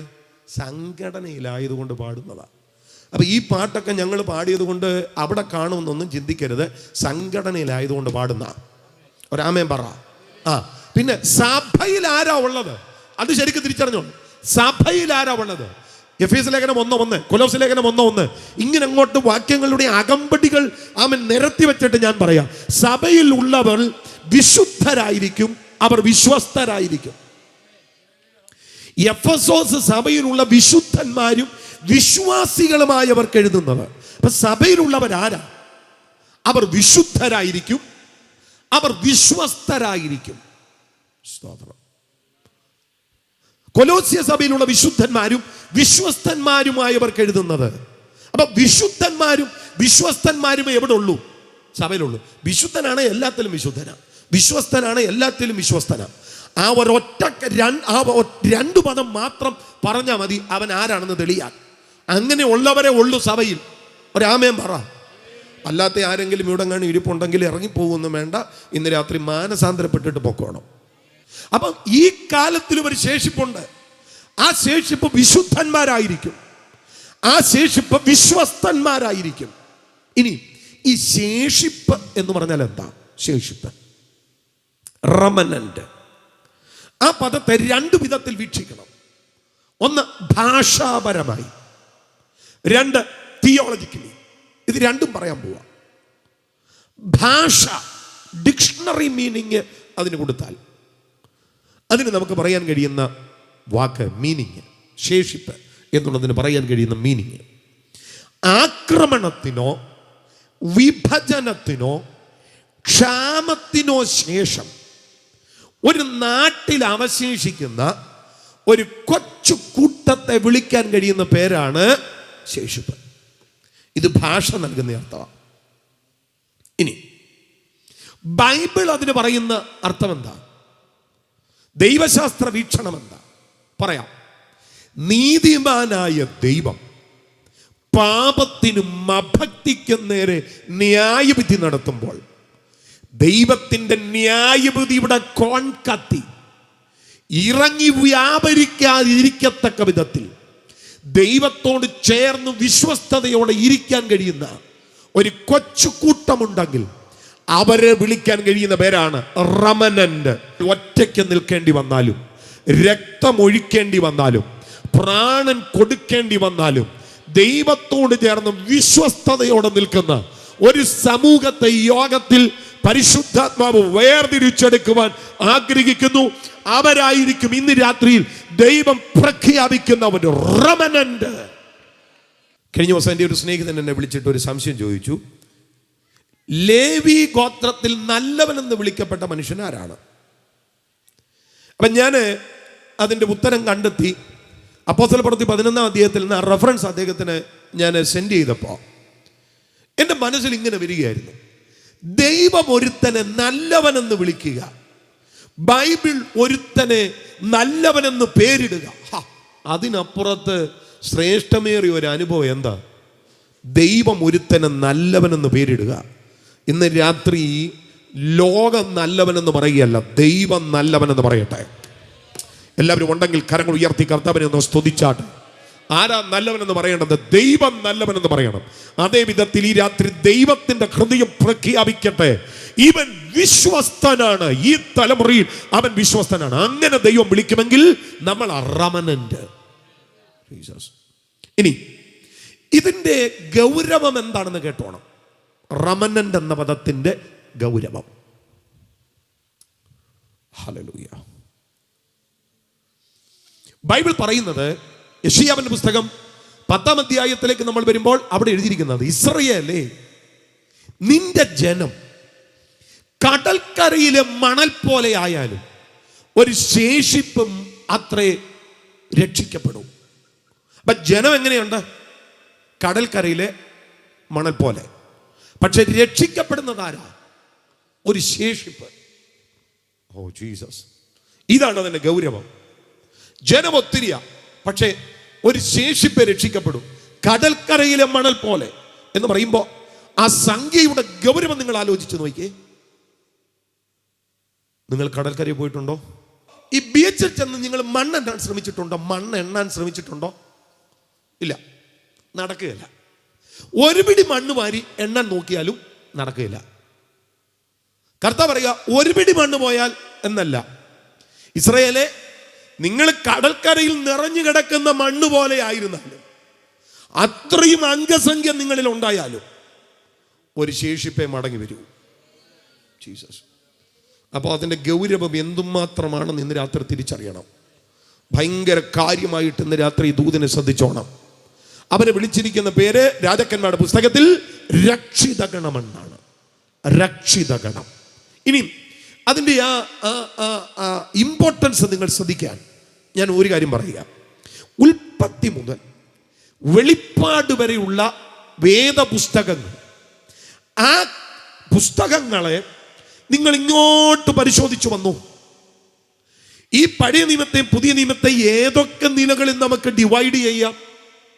എൻ്റെ ചിന്തയിൽ പഴയ നിയമത്തെ 4, 1, 5 തിരിക്കാം. അതേത്? 1 മോശയുടെ ന്യായപ്രമാണ പുസ്തകം, 2 ചരിത്ര പുസ്തകം, 3 പദ്യഗ്രന്ഥങ്ങൾ, 4 പ്രവാചക പുസ്തകങ്ങൾ. ഈ പ്രവാചക പുസ്തകത്തെ 2 തരംതിരിക്കുന്നു, മേജർ പ്രോഫറ്റ്സും മൈനർ പ്രോഫറ്റ്സും. അപ്പൊ 5 കാണാം. പുതിയ നിയമത്തെ 4 പഠിക്കാം: സുവിശേഷം, ചരിത്രം, ലേഖനം, പ്രവചനം. അപ്പൊ എങ്ങനെ ഡിവൈഡ് ചെയ്താലും ഈ എല്ലാ പോർഷൻസിലും കൂടെ ഈ റമനന്റ് എന്ന ദൂത് പോകുന്നു എന്നുള്ളതാണ് സത്യം. ഒന്നുകൂടെ പറഞ്ഞാൽ, ഒരു മുത്തുമാലയുടെ മുത്തുകളെ തമ്മിൽ ബന്ധിപ്പിച്ചിരിക്കുന്ന മുത്തുകളുടെ അകത്തെ ആ ചരടുണ്ടല്ലോ, അതുപോലെ ഉൽപ്പത്തി മുതൽ വെളിപ്പാട് വരെ ഒരു ചരട് നീട്ടിപ്പിടിച്ചാൽ എല്ലാ പുസ്തകങ്ങളിലൂടെയും എല്ലാ ഭാഗങ്ങളിലൂടെയും ഈ റമനന്റ് എന്ന പദം, ആ ദൂത് പോകുന്നു എന്നുള്ളതാണ് ഏറ്റവും പ്രാധാന്യതയേറിയ കാര്യം. കാരണം അത്ര ഗൗരവമുണ്ട്. ഹല്ലേലൂയ. ഒരു റമനന്റ്. ഇനി ഞാൻ അതിൻ്റെ വിശദീകരണങ്ങളിലേക്ക് വരാൻ പോവുകയാണ്. നിങ്ങൾ ഈ റമനന്റ് എന്ന പദത്തെ, ശേഷിപ്പെന്ന പദത്തെ ബൈബിളിൽ അന്വേഷിച്ചാൽ ആദ്യം കാണുന്നത് ആവർത്തന പുസ്തകം 4-ാം അധ്യായത്തിലായിരിക്കും. പക്ഷേ ആ ദൂതിൻ്റെ ആശയം കിടക്കുന്നത് ഇവിടെയല്ല. ആശയം കിടക്കുന്നത് അങ്ങ് ഉൽപ്പത്തി പുസ്തകത്തിലാണ്. ഉൽപ്പത്തി പുസ്തകത്തിന് ഒത്തിരി പ്രത്യേകതയുണ്ട്. ബൈബിളിലെ ആദ്യത്തെ പുസ്തകം എന്നുള്ളത് മാത്രമല്ല, ഉൽപ്പത്തി പുസ്തകത്തിൻ്റെ ഒരു പ്രത്യേകത, ഏറ്റവും ഇമ്പോർട്ടൻ്റ് ആയിട്ടുള്ള കാര്യങ്ങൾ പലതും പറഞ്ഞു തുടങ്ങുന്ന ഉൽപ്പത്തി പുസ്തകത്തിലാണ്. ബൈബിളിൻ്റെ ഹൃദയ വിഷയം എന്താ? കർത്താവായി യേശു ക്രിസ്തു. എവിടെയാണ് തുടങ്ങിയത്? ഉൽപ്പത്തി പുസ്തകം 3:15. സ്ത്രീയുടെ സന്തതി സർപ്പത്തിൻ്റെ തല തകർക്കും. അവിടെ തുടങ്ങുന്നത്. അപ്പം ആരാ സ്ത്രീയുടെ സന്തതി? നമ്മളെല്ലാം സ്ത്രീയിൽ നിന്ന് ജനിച്ചവരാണെങ്കിൽ സ്ത്രീയുടെ സന്തതിയല്ല, നമ്മളൊക്കെ പുരുഷന്റെ സന്തതിയാണ് എന്ന് പറയുമ്പോൾ സ്ത്രീ പുരുഷ സംയോഗത്താൽ ജനിക്കപ്പെട്ടവരാണ് നമ്മളെല്ലാവരും. എന്നാൽ ഒരു പുരുഷന്റെ ആവശ്യമോ ഒരു സ്ത്രീയുടെ ആവശ്യമോ ഇല്ലാതെ ഒരു സ്ത്രീയുടെ ഉദരം മാത്രം കടമെടുത്തിട്ട് വചനം ജഡമായി പിറന്നവനാണ് നമ്മുടെ കർത്താവായ യേശു ക്രിസ്തു. അതുകൊണ്ടാണ് യേശുവിനെ സ്ത്രീയുടെ സന്തതി എന്ന് വിളിക്കുന്നത്. ഗലാത്യ ലേഖനത്തിൽ അതുണ്ട്. ആമേൻ. ന്യായപ്രമാണത്തിന്റെ കീഴെ ജനിച്ചവനായി സ്ത്രീയുടെ സന്തതി എന്ന് കർത്താവിനെ വിളിക്കുന്നത് നമുക്കവിടെ കാണാം. അപ്പോൾ അവിടുന്ന് സ്ത്രീയുടെ സന്തതി ഇത് പറഞ്ഞത് എവിടെയാ? ഉൽപ്പത്തി പുസ്തകത്തിനകത്ത് 3-ാം അധ്യായം 15-ാമത്തെ വാക്യം. അതിനെ വിളിക്കുന്നവരാണ് പ്രോട്ടോ ഇവാഞ്ചലിസം. ഇതുപോലെ ഓരോ പ്രധാനപ്പെട്ട കാര്യങ്ങളും നമുക്ക് അവിടെ നിന്ന് തുടങ്ങുന്നത് കാണാം. ഇതുപോലെ റമനന്റ് എന്ന ദൂത് ആരംഭിക്കപ്പെടുന്നത് എവിടെ നിന്ന് എന്ന് എന്നോട് ചോദിച്ചാൽ ഞാൻ പറയും ഉൽപ്പത്തി പുസ്തകത്തിൽ നിന്നാണ് ആരംഭിക്കുന്നത്. എവിടെയാണ് അതിൻ്റെ തുടക്കം? ഉൽപ്പത്തി പുസ്തകം 6-ാം അധ്യായത്തിലേക്ക് നമ്മൾ വരുമ്പോൾ അതിൻ്റെ 1-ാമത്തെ വാക്യം തൊട്ട് താഴേക്ക് നിങ്ങൾ ശ്രദ്ധിച്ചോണം. അവിടെ എന്താ എഴുതിയിരിക്കുന്നത്? മനുഷ്യർ ഭൂമിയിൽ പെരുകി തുടങ്ങിയപ്പോൾ ദൈവത്തിൻ്റെ പുത്രന്മാർ മനുഷ്യരുടെ പുത്രിമാരെ സൗന്ദര്യമുള്ളവരെന്ന് കണ്ട് തങ്ങൾക്ക് ബോധിച്ച ഏവരെയും ഭാര്യമാരായി എടുത്തു. ബോധിച്ച ഒരാളെ അല്ല, ബോധിച്ച ഏവരെയും ഭാര്യമാരായി എടുക്കുകയാണ്. ഒരു ഭാര്യയ്ക്ക് ഒത്തിരി ഭർത്താക്കന്മാർ, ഒരു ഭർത്താവിന് ഒത്തിരി ഭാര്യമാർ. സാമൂഹികമായും രാഷ്ട്രീയമായും എല്ലാവിധത്തിലും അധപ്പതിച്ചു പോയ ഒരു കാലഘട്ടം. സ്തോത്രം. ഇതാണ് അവിടുത്തെ പ്രത്യേക പശ്ചാത്തലം. ബോധിച്ചവർ എല്ലാം ഭാര്യമാരാക്കപ്പെടുകയാണ്. ഇതുപോലെ ഒരു ബന്ധത്തിന് പച്ചക്കൊടി കാണിച്ചിരിക്കുന്ന ഒരു കാലഘട്ടത്തിൽ, ഒരു മണ്ണിൽ, ഒരു നാട്ടിലാണ് നമ്മൾ ജീവിച്ചിരിക്കുന്നത്. ഈ അടുത്ത സമയത്തെ ചില വിധികളൊക്കെ അതിനെ സൂചിപ്പിക്കുന്നതാണ്. എന്ന് പറഞ്ഞാൽ ആർക്കും ആരുടെയും മേൽ പ്രത്യേക അധികാരവും അവകാശമൊന്നുമില്ല. ഇവിടെ അടിമത്തമല്ല പോലും, ഇവിടെ ഇഷ്ടം പോലെ ജീവിക്കാൻ പോലും എന്ന് പറഞ്ഞു കഴിഞ്ഞാൽ, സ്തോത്രം, ഒരുവന്റെ ഭാര്യ മറ്റൊരുവന്റെ വീടിന്റെ മുറ്റത്ത് നിൽക്കുന്നത് കണ്ടാൽ നിനക്കവിടെ എന്ത് കാര്യം എന്ന് ചോദിക്കുമ്പോൾ അതെന്റെ ഇഷ്ടമാണെന്ന് അവൾ തിരിച്ചു പറഞ്ഞാൽ തീർന്നു കാര്യം. ഇല്ലീഗൽ റിലേഷനുകളെ ലീഗലൈസ് ചെയ്തിരിക്കുന്ന ഒരു കാലം, അതാണ് ഈ കാലം. ഒരാമൻ പറഞ്ഞാട്ട് ദൈവം അടങ്ങിയിരിക്കുമെന്ന് ചിന്തിക്കരുത്. എവിടെയൊക്കെ പാപം പ്രബലമായിട്ടുണ്ടോ അവിടെയൊക്കെ ദൈവത്തിൻ്റെ കരം ന്യായവിധിയായി ചലിച്ചിട്ടുണ്ടെങ്കിൽ ഈ പ്രവണതയ്ക്കെതിരെയും ദൈവത്തിൻ്റെ കരം ന്യായവിധിയായി ചലിക്കാതിരിക്കുമെന്ന് ആരും ചിന്തിക്കരുത്. ഹല്ലേലൂയ. വേദപുസ്തക ചരിത്രത്തിൽ മാത്രമല്ല, ലോക ചരിത്രത്തിൽ തന്നെ എവിടെയൊക്കെ പാപം പ്രബലമായിട്ടുണ്ടോ അവിടെയൊക്കെ ദൈവത്തിൻ്റെ ന്യായവിധി ഇറങ്ങിയിട്ടുണ്ട്. എയ്ഡ്സ് എന്ന് പറയുന്ന മാരക രോഗം ആദ്യമായി റിപ്പോർട്ട് ചെയ്തത് എവിടെയാണെന്നറിയാമോ? കരീബിയൻ ദ്വീപ സമൂഹങ്ങളിലാണ്. 12 കനേഡിയൻ യുവാക്കന്മാരിലാണ് ആദ്യമായി ഈ രോഗം ഡയഗ്നോസ് ചെയ്തത്. എയ്ഡ്സ് എന്ന മാരകമായ രോഗം ഏതു മണ്ണിലാണോ ഈ മാരക വിപത്തായ രോഗം ഡയഗ്നോസ് ചെയ്തത്, ആ മണ്ണിനെ ഒരു ദിവസം എൻ്റെ ദൈവം പിടിച്ചു കുലുക്കി. ആ മണ്ണിൽ ചത്തടിഞ്ഞത് എത്ര പേരാണെന്നറിയണ്ടേ? 65,000-ത്തിലധികം പേര്. 65,000-ത്തിലധികം പേരെ ഒന്നിച്ചിട്ട് കൂട്ടിയിട്ട് നടത്തിയ ഒരു കൂട്ട ശവസംസ്കാര ദിവസം അവിടുത്തെ പ്രസിഡന്റ് വേദിയിൽ കയറി അലമുറയിട്ട് കരഞ്ഞതായി ഞാൻ വായിച്ചിട്ടുണ്ട്. ഞാൻ പറഞ്ഞത്, എവിടെ പാപം പ്രബലമാകുന്നോ, എവിടെ പാപം ദൈവത്തിന് താങ്ങാൻ കഴിയാതെ വരുന്നോ അവിടെ ദൈവത്തിൻ്റെ കരത്തെ ന്യായവിധിയായി ദൈവം ചലിപ്പിച്ചിരിക്കും. ഇന്ന് രാത്രി വ്യക്തികളും കുടുംബങ്ങളും ദേശങ്ങളും സഭകളും ഇത് മറന്നു പോകരുത്. ദൈവം നിന്നെ പാപത്തിൽ നിന്ന് തിരിച്ചു പിടിക്കാൻ തൻ്റെ സ്നേഹത്തിൻ്റെ കരം നീട്ടിപ്പിടിച്ച് അങ്ങ് മുടിയനായ പുത്രന്റെ അപ്പനെ പോലെ വഴിക്കണ്ണുമായി ഇരിക്കുന്ന ദിവസങ്ങൾക്കാണ്. എന്നാൽ മടങ്ങി വരവിനുള്ള കാലം അവസാനിച്ചാൽ ദൈവം തന്നെ ന്യായവിധിയുടെ കരം തിരിച്ചു നീട്ടുമെന്നുള്ള കാര്യം ഇന്ന് രാത്രി മറന്നു പോകരുത്. ഈ രാത്രി മാനസാന്തരത്തിലേക്ക് ജനം തിരിച്ചു വരട്ടെ. നമ്മുടെ കൺവെൻഷനിൽ സാധാരണ പ്രാർത്ഥിക്കുന്ന പ്രാർത്ഥനയിൽ 3 വാക്കുകൾ കാണും. 1, പാപികൾ മാനസാന്തരപ്പെടണം. 2, പിന്മാറ്റക്കാർ മടങ്ങി വരണം. 3, വിശ്വാസികൾ പൂർവാധിക ശക്തിപ്പെടണം. ഇന്ന് രാത്രിയിൽ ഈ യോഗത്തിലും ഇത് 3 നടക്കണം. 1, പാപികൾ മാനസാന്തരപ്പെടണം. 2, പിന്മാറ്റക്കാരൻ മടങ്ങി വരണം. പിന്മാറ്റക്കാരൻ എന്ന് പറയുമ്പോൾ കട്ടൻ ബീഡിയും അടിച്ച് കള്ളും കുടിച്ച് തെക്കും വടക്കും നടന്നിട്ട് ഇടയ്ക്കിടയ്ക്ക് സ്തോത്രം മാവേലിയെ പോലെ ആരാധനയിൽ വന്ന് കയറുന്നവൻ എന്ന് ഞാൻ പറയത്തില്ല. പിന്മാറ്റക്കാരൻ എല്ലാ ഞായറാഴ്ചയും ആരാധനയ്ക്ക് പോകുമായിരിക്കും, പക്ഷേ അവൻ്റെ ഹൃദയം ദൈവസന്നിധിയിൽ നേരുള്ളതും ഏകാഗ്രവുമല്ല. പൗലോസ് പേടിച്ച കാര്യം എന്താ? നിങ്ങളുടെ ഹൃദയത്തെ വഷളാക്കുന്ന ഒരു വ്യാപാരം ഉണ്ടെന്ന് എനിക്കറിയാം. അവിടെ എഴുതിയിരിക്കുന്നത് എന്താ? ഞാൻ ക്രിസ്തു എന്ന ഏകപുരുഷന് നിർമ്മല കന്യകയെ ഏൽപ്പിപ്പാൻ നിങ്ങളെ വിവാഹ നിശ്ചയം ചെയ്തിരിക്കുക. നിങ്ങളുടെ ഹൃദയം ക്രിസ്തുവിനോടുള്ള നിർമ്മലതയും ഏകാഗ്രതയും വിട്ട് വഷളായി പോകുമോ എന്ന് ഞാൻ ഭയപ്പെടുന്നു. പലരും തലയിൽ തുണിയൊക്കെ ഇട്ട് ക്ലീൻ ഷേവൊക്കെ ചെയ്ത് ആഭരണവർജനമൊക്കെ നടത്തി ഒരു ബാനറിന്റെ കീഴിൽ കയറി ഇരിക്കുന്നുണ്ടെങ്കിലും പലരുടെ ഈ ഹൃദയം കർത്താവിൽ ഏകാഗ്രമല്ല. നീ പിന്മാറ്റത്തിലാണ്. ഇസ്രായേലും ഇസ്രായേലിലേക്ക് പോയില്ല, അവരുടെ ഹൃദയം അവർ ഇസ്രായേലിൽ വെച്ചു. അതുപോലെ പലരും പലരും പലരും പലരും തിരിച്ചു പോയിട്ടില്ല, പക്ഷെ ഹൃദയം എവിടാ? നീ പിന്മാറ്റത്തിലാണെന്ന് ഞാൻ പ്രസംഗിക്കും. പിണങ്ങിയാലും കുഴപ്പമില്ല, അടുത്ത വർഷം വിളിക്കണ്ട. നീ പിന്മാറ്റത്തിലാണെന്ന് ഞാൻ പ്രസംഗിക്കും. ഇതിനേക്കാൾ ഭേദം അതായിരുന്നു എന്ന് നിനക്ക് തോന്നിയെങ്കിൽ, ഈ പപ്പായും മമ്മി ഇങ്ങനെ ഇറങ്ങി തിരിച്ചത് കൊണ്ടല്ലേ, അല്ലെ ഞാൻ ഈ ഗതികേടിന് വരത്തില്ലായിരുന്നു എന്ന് നിനക്ക് തോന്നിയെങ്കിൽ നീ പിന്മാറ്റത്തിലാണെന്ന് ഞാൻ പ്രസംഗിക്കും. ഹല്ലേലൂയ. നമ്മുടെ പല പിള്ളേരും ഗതികേടിനകത്താണ് ഇന്ന് കൂട്ടായ്മ വരുന്നത്. വീട്ടിലെ അടി ഒഴിവാക്കാനാണ് കൂട്ടായ്മയിൽ വരുന്നത്, അല്ലാതെ കർത്താവുമായിട്ട് ബന്ധമുള്ളത് കൊണ്ടൊന്നുമല്ല. കുഞ്ഞ്, നീ പിന്മാറ്റത്തിലാണ്. നിന്റെ മുൻപിൽ ഒറ്റ മാർഗമേ ഉള്ളൂ, അത് ദൈവസന്നിധിയാണ്. ഈ രാത്രി മടങ്ങി വന്നാൽ നിനക്ക് ഒത്തിരി സാധ്യതകളുണ്ട്.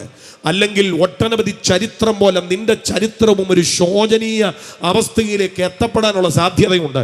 അതുകൊണ്ട് ഇന്ന് രാത്രി കർത്താവിന് മുമ്പിൽ സറണ്ടറായിട്ട് ദൈവസന്നിധിയിലേക്ക് തിരിച്ചു വാ. മനസ്സിലാകുന്നവർ കരങ്ങൾ ഉയർത്തി ഈ രാത്രി ഉച്ചത്തിൽ കർത്താവിനെ ഒന്ന് സ്തുതിച്ചാട്ടെ. Hallelujah, glory to God. ഞാൻ 4ാം തലമുറ പെന്തക്കോസ്തുകാരനാ കേട്ടോ. ഞാൻ 3 വർഷം BTH കഴിഞ്ഞിട്ടാണ് വീണ്ടും ജനനത്തെ പറ്റിയുള്ള ഒരു പ്രസംഗം കേട്ടത്. 1997 കോട്ടയം കഞ്ഞിക്കുഴി മുനിസിപ്പൽ മൈതാനത്ത് വീണ്ടും ജനനം എന്ന പ്രസംഗം പ്രസംഗിച്ചപ്പോൾ ആ പ്രസംഗം നടന്നുകൊണ്ടിരുന്നപ്പോഴാണ് ഞാൻ അറിഞ്ഞത്, ജനിച്ചപ്പം തൊട്ട് പെന്തക്കോസിനകത്ത് ഡ്രം അടിച്ച് വളർന്ന ഞാൻ വീണ്ടും ജനിച്ചിട്ടില്ലെന്ന്. അപ്പോഴത്തേനെ BTH കഴിഞ്ഞു. സ്തോത്രം. നിങ്ങളൊന്ന് ആലോചിച്ച് നോക്കിയേ. സ്തോത്രം. എന്നെപ്പോലെയാണ് പലരും എൻ്റെ ചിന്ത. പിന്നെ ഇതിനകത്ത് കൈകൊട്ടും പാട്ടും പരിപാടിയും ഡ്രമ്മടി സൈഡ് ഡ്രം എന്ന് വേണ്ട വലിയ പരിപാടികളൊക്കെ നടക്കുന്നുണ്ടെങ്കിൽ പലരും വീണ്ടും ജനിച്ചിട്ടൊന്നുമില്ല. പിന്നെ 16 സ്തോത്രം സ്നാനപ്പെടണമെന്നൊരു അലിഖിത നിയമം നമുക്കുണ്ട്. സ്തോത്രം. അങ്ങനെ നമ്മളങ്ങ് സ്നാനപ്പെടുക. 10ാം ക്ലാസ്സിലോട്ട് വരുമ്പം തൊട്ട് കൊച്ചിനെ 10ാം ക്ലാസ്സില്ല, ഈ വർഷം സ്നാനപ്പെട്ടോണം. അത് നമ്മുടെ പിള്ളേരെല്ലാം സ്നാനപ്പെടുന്ന വർഷം ഏതാ? 10ാം ക്ലാസ്. സ്തോത്രം. ഞങ്ങളുടെ ചർച്ചിലെ ഒരുത്തിനോട് അപ്പൻ പറഞ്ഞു സ്നാനപ്പെടണം. അവൻ പറയുക +2 കഴിയട്ടെന്ന്. എന്ന് പറഞ്ഞാൽ അവൻ ഏതാണ്ട് കൂടൊക്കെ ചെയ്യാനായിട്ടുണ്ട്, അത് കഴിഞ്ഞാൽ പിന്നെ അവനങ്ങ് ശരിയായിക്കോളും. എടാ സ്തോത്രം, വീണ്ടും ജനനമാണ് വിഷയം.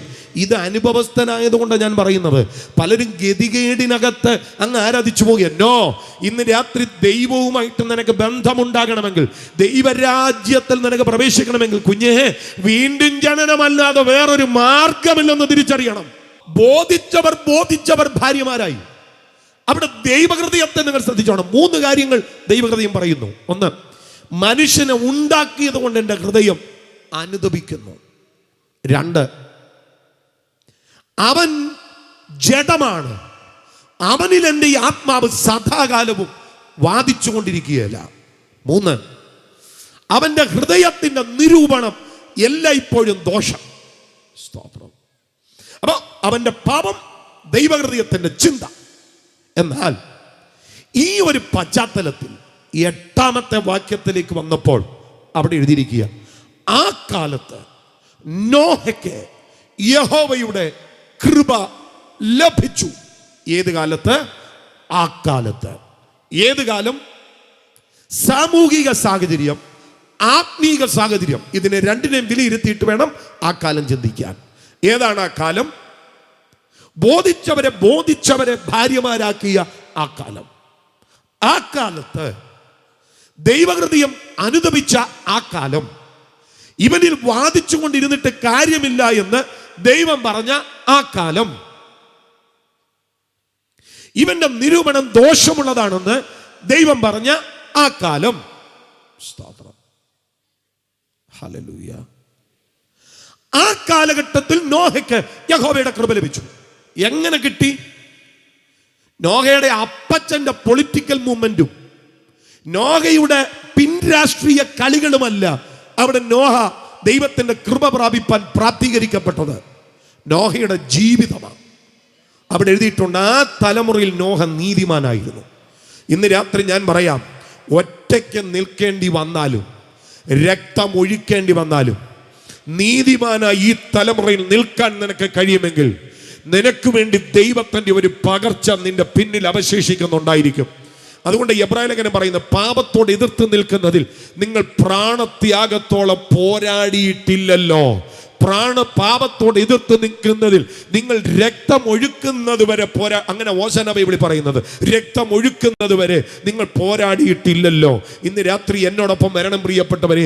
ഹല്ലേലൂയ. ഒറ്റയ്ക്ക് നിൽക്കേണ്ടി വന്നാലും വിശ്വസ്തതയോടെ നിൽക്കാൻ വേണ്ടി പലതിനെയും ഒഴിവാക്കേണ്ടി വന്നാലും ഇന്ന് രാത്രി ദൈവത്തോട്, കർത്താവേ ഈ തലമുറയിൽ ഞാൻ വിശ്വസ്തനാകാം എന്ന് പറഞ്ഞാൽ നിന്റെ മേലും നിന്റെ കുടുംബത്തിന്റെ മേലും നിന്റെ തലമുറയുടെ മേലും ദൈവം പകരുന്ന ഒരു കൃപയുടെ പകർച്ചയുണ്ടെന്നുള്ള കാര്യം ഈ രാത്രി മറക്കരുത്. ആ കാലത്ത് നോഹയ്ക്ക് യഹോവയുടെ കൃപ ലഭിച്ചു. ഇന്ന് രാത്രിയിൽ ദൈവത്തിൽ നിന്ന് വല്ലതും വേണമെങ്കിൽ ദൈവത്തിൻ്റെ പ്രമാണം പറയുന്നത് പോലെ ഈ രാത്രി നീ ഇറങ്ങി വന്നേ പറ്റത്തുള്ളൂ. ആ കാലത്ത് നോഹയ്ക്ക് യഹോവയുടെ കൃപ ലഭിച്ചു. എന്തിനാ നോഹയ്ക്ക് യഹോവയുടെ കൃപ ലഭിച്ചത്? ഒരു പ്രവാചകൻ എന്ന് പേരെടുക്കാൻ വേണ്ടിയല്ല, 4 കൺവെൻഷനുകൾ തരപ്പെടുത്താൻ വേണ്ടിയല്ല, 4 പ്രസംഗവേദികളിൽ നിൽക്കാൻ വേണ്ടിയല്ല. നോഹയ്ക്ക് യഹോവയുടെ കൃപ ലഭിച്ചത് എന്തിനാണെന്നറിയാമോ? ആ തലമുറയിൽ വിശ്വസ്തനായി നിൽക്കാനും വേണ്ടിയാ. ഈ രാത്രി ദൈവത്തിന് വേണ്ടി ഈ തലമുറയിൽ വിശ്വസ്തയോടെ ദൈവമുഖത്തേക്ക് നോക്കി നിൽക്കുന്നവനുണ്ടെങ്കിൽ നിന്നെ നോക്കി ഞാൻ പ്രവചിച്ചു പറയാം, ആ തലമുറയോട് വ്യവഹരിക്കുവാനുള്ള നിയോഗത്തിന്റെ ദൈവശബ്ദം ദൈവം നിന്റെ കയ്യിൽ ഏൽപ്പിച്ചിരിക്കും.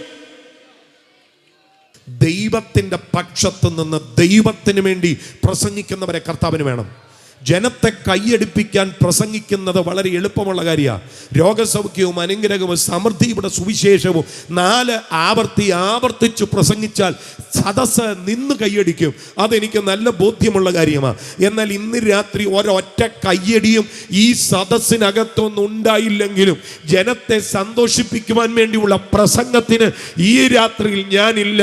ദൈവത്തിന്റെ പക്ഷത്ത് നിന്ന് ദൈവത്തിന് വേണ്ടി സംസാരിക്കാൻ കഴിയുമെങ്കിൽ ഒരുത്തന്റെ എങ്കിലും മനോഗതത്തെ, ചിന്താഗതികളെ വ്യതിചലിപ്പിച്ചവനെ ദൈവകൃപയിലേക്ക് മടക്കിയെടുക്കുവാൻ കഴിയുമെങ്കിൽ ബന്ധപ്പെട്ട് ഇത്രയും മണിക്കൂറുകൾ വാഹനമോടിച്ച് ഇവിടെ വരെ വന്നത് പ്രയോജനപ്പെടും.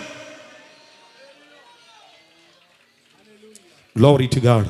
ഈ രാത്രി ചിലരെ നോക്കി ഞാൻ ആത്മാവിൽ പ്രവചിച്ചു പറയാം, നിന്നെ വളർത്താൻ ഒരു സംഘടനയില്ലെങ്കിലും, നിനക്ക് വേദി ഒരുക്കി തരാൻ ഒരു പ്രസ്ഥാനവുമില്ലെങ്കിലും, നിന്നെ നയിക്കാൻ ഒരു നേതൃത്വവുമില്ലെങ്കിലും, നീ ദൈവത്തിൻ്റെ സന്നദ്ധിയിൽ വിശ്വസ്തയോടെ നിന്നാൽ, നിനക്ക് വേദി ഇട്ടുതരാൻ ആരുമില്ലെങ്കിലും നീ നിൽക്കുന്ന ഇടം വേദിയാക്കാൻ എൻ്റെ ദൈവത്തിന് അറിയാം. വിശ്വസിക്കുന്നവരുണ്ടെങ്കിൽ ആത്മാവിൽ കരങ്ങൾ അടിച്ച കർത്താവിനെ സ്തുതിക്ക്. യോഹന്നാൻ നിയോഗത്തിന്റെ ദൂതുമായി മരുഭൂമിയിൽ പ്രസംഗിക്കാൻ വന്നപ്പോൾ ആരാ അവന് സൗണ്ട് സിസ്റ്റം വെച്ചു കൊടുത്തത്? ഹല്ലേലൂയ, സ്തോത്രം. ഇവിടെ ഉപയോഗിക്കുന്നത് പോലെ ഒരു സൗണ്ട് സിസ്റ്റം അവിടെ ഉണ്ടായിരുന്നോ? ഇല്ലല്ലോ. ആമേൻ. EU32 അവിടെ ഉണ്ടായിരുന്നോ? ഇല്ലായിരുന്നല്ലോ. മൊണ്ടാർബോ സ്പീക്കേഴ്സ് അവിടെ ഉണ്ടായിരുന്നോ? ഇല്ലായിരുന്നല്ലോ. PS600 അവിടെ ഉണ്ടായിരുന്നോ? ഇല്ലായിരുന്നല്ലോ. ഇവിടെ ക്യാമറ ഉണ്ട്, അവിടെ ക്യാമറ ഉണ്ടായിരുന്നോ? ഇല്ലായിരുന്നല്ലോ. ഇതുപോലെ ലൈറ്റ് അറേഞ്ച്മെന്റ്സ് മരുഭൂമിയിൽ ഉണ്ടായിരുന്നോ? ഇല്ലായിരുന്നല്ലോ. ഫേസ്ബുക്കിലും ടിവിയിലും ആഡ് കൊടുത്തോ?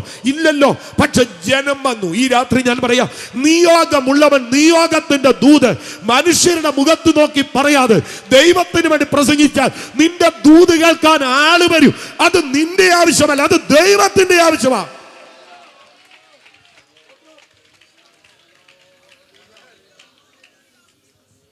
ഹല്ലേലൂയ. ഞാൻ ഈ യോഹന്നാനെ പറ്റി ഇങ്ങനെ പഠിച്ചു വരികയായിരുന്നു. അതിൽ ഒട്ടകരോമം കൊണ്ടുള്ള ഉടുപ്പ്, അരയിൽ തോൽവാർ, വെട്ടിക്കളിയും കാട്ടുതീരും. ശരിക്കും പറഞ്ഞു കഴിഞ്ഞാൽ വെറും വെറും വെറും സാധാരണക്കാരന്റെ ഭക്ഷണം.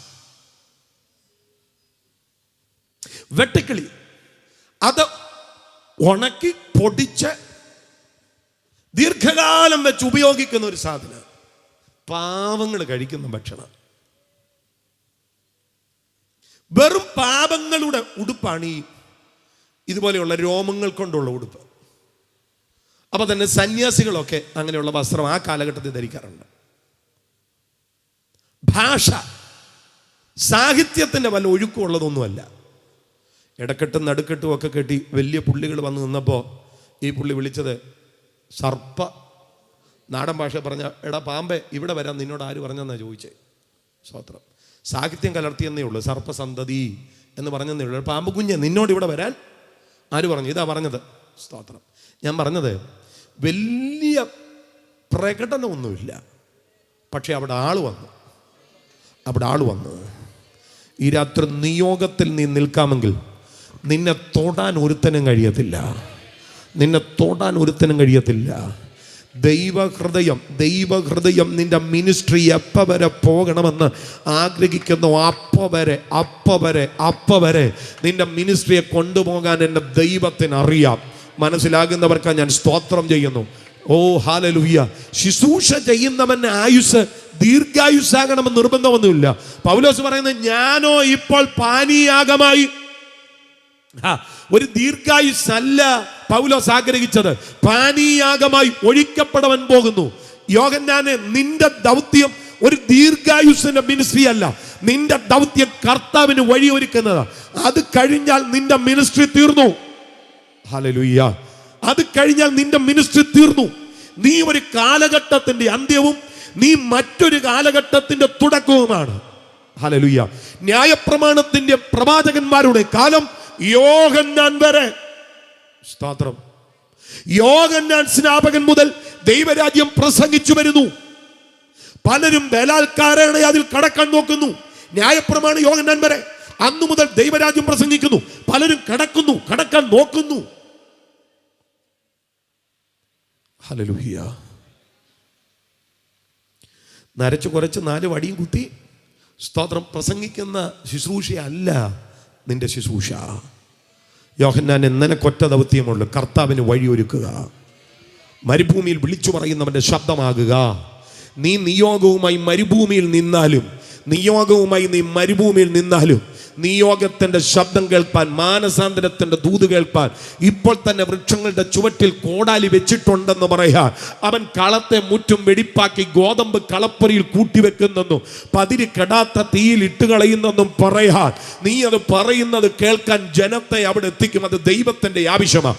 ഇന്ന് രാത്രി വിശ്വസ്തതയോടെ നിന്നാൽ ജനത്തെ എത്തിക്കേണ്ടിടത്ത് ദൈവം എത്തിക്കും. കരങ്ങൾ ഉയർത്തി കർത്താവിനെ ഇന്ന് സ്തുതിച്ചാട്ടെ. അഭിഷക്തന്മാരെ, ഞാൻ ആത്മാവിൽ ഒരു ദൂത് പറയാം. നിയോഗത്തിന്റെ ദൈവശബ്ദമായി നിൽക്കുന്നവന് ജനത്തിന്റെ പ്രതികരണം ഒരു പ്രശ്നമല്ല. ഹല്ലേലൂയ. 120 വർഷം നോഹ പ്രസംഗിച്ചെന്ന് നമ്മൾ പ്രസംഗിക്കുന്നു. പക്ഷെ ബൈബിളിൽ 120 വർഷം പ്രസംഗിച്ചെന്ന് പറയാനുള്ള തെളിവില്ല. നമ്മൾ പറയുന്നുണ്ട് അങ്ങനെ. അത് പറയാനുള്ള കാരണം എൻ്റെ ചിന്ത, മനുഷ്യന്റെ ആയുഷ്കാലം 120 സംവത്സരം ആകും എന്ന് എഴുതിയത് കൊണ്ടായിരിക്കും അതങ്ങനെ പറയുന്നത്. സ്തോത്രം. അതവിടെ നിൽക്കട്ടെ. അപ്പോൾ നീണ്ട കാലഘട്ടം പ്രസംഗിച്ചു. ഒരൊറ്റ മനുഷ്യൻ രക്ഷിക്കപ്പെട്ടില്ല.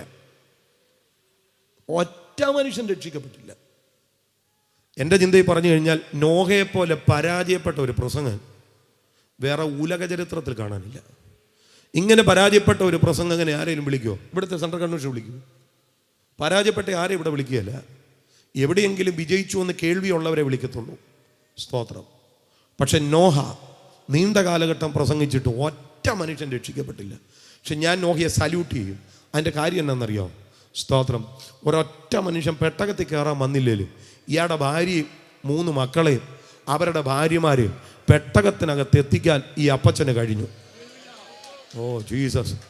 ആയിരക്കണക്കിന് ആളുകളെ നിനക്ക് പെട്ടകത്തിൽ കയറ്റാൻ പറ്റിയില്ലെങ്കിലും പെട്ടകത്തിൻ്റെ വാതിലടയ്ക്കുമ്പോൾ സ്വകുടുംബത്തെ അവിടെ എത്തിക്കാൻ നിനക്ക് കഴിഞ്ഞാൽ നിന്നെ പോലെ ഭാഗ്യമുള്ള ഒരു ശുശ്രൂഷകൻ വേറെ കാണത്തില്ലെന്ന് ഇന്ന് രാത്രി തിരിച്ചറിയണം. ഈ രാത്രി കർത്താവിനോടൊന്ന് പറ, കർത്താവേ, ഇതാ ഞാനും എനിക്ക് തന്ന മക്കളുമെന്ന് അവിടുത്തെ സിംഹാസനത്തിന് മുമ്പാകെ ഞാൻ നിൽക്കുമ്പോൾ ദേ പ്രസന്റ് ചെയ്യാൻ എന്നെ സഹായിക്കണേ. ആ വിധത്തിൽ ഒരു ആത്മീക ജീവിതം എനിക്ക് തരണേ. ഇന്ന് രാത്രി അങ്ങനെ പ്രാർത്ഥിക്കാൻ എത്ര പ്രിയപ്പെട്ടവരുണ്ട്. നോഹ പ്രസംഗിച്ചു, ഒറ്റ മനുഷ്യൻ കേട്ടില്ല.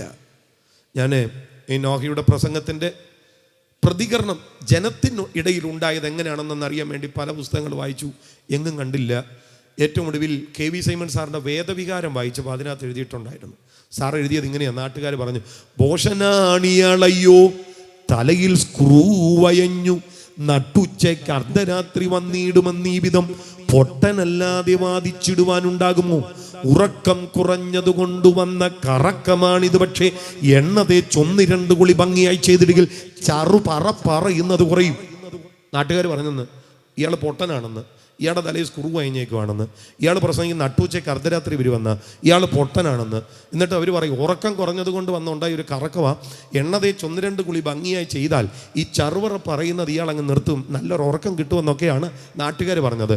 ഈ പെട്ടകം പണിത ആശാരിമാർ പറഞ്ഞത് എന്നാണെന്നറിയോ? അവർ പറഞ്ഞത് ഇങ്ങനെയാ, ഹല്ലേലൂയ, സ്തോത്രം, കൃത്യമായി ഞങ്ങൾക്കുള്ള ഭക്ഷണം നിത്യമായി തരുന്നുണ്ട് ദിനേ എന്നതുകൊണ്ട് ദോഷമില്ല, ഞങ്ങൾക്ക് മൂപ്പൻ തന്നോട് പണപ്പെട്ടി ഒഴിയുമെന്ന് വരും. ഇതായിരുന്നു അവരുടെയൊക്കെ പ്രതികരണം. പക്ഷെ നോഹ പ്രസംഗം നിർത്തിയില്ല. പെട്ടകത്തിൻ്റെ വാതിൽ അടയ്ക്കുന്നത് വരെ നോഹ പ്രസംഗിച്ചുകൊണ്ടിരുന്നു. പ്രസംഗത്തെ അവസാനിപ്പിക്കാൻ നോഹയ്ക്ക് ആവുമായിരുന്നില്ല. അത് ഭയഭക്തി പൂണ്ട്, അതാ എബ്രായ ലേഖനത്തിൽ എഴുതിയിരിക്കുന്നത്, ഭയഭക്തി പൂണ്ട്. അതുവരെ കാണാത്തവയെക്കുറിച്ച് അരുളപ്പാടുണ്ടായിട്ട് ഭയഭക്തി പൂണ്ട് തനിക്കും തൻ്റെ കുടുംബത്തിനു വേണ്ടി ഒരു പെട്ടകം തീർത്തു. പത്രോസ് പറയുക, ആ പെട്ടകത്തിൽ അല്പജനം എന്ന് വെച്ചാൽ 8 പേര്. 8 പേര്. എത്ര പേരാ? 8 പേര്. ഏത് പെട്ടകം?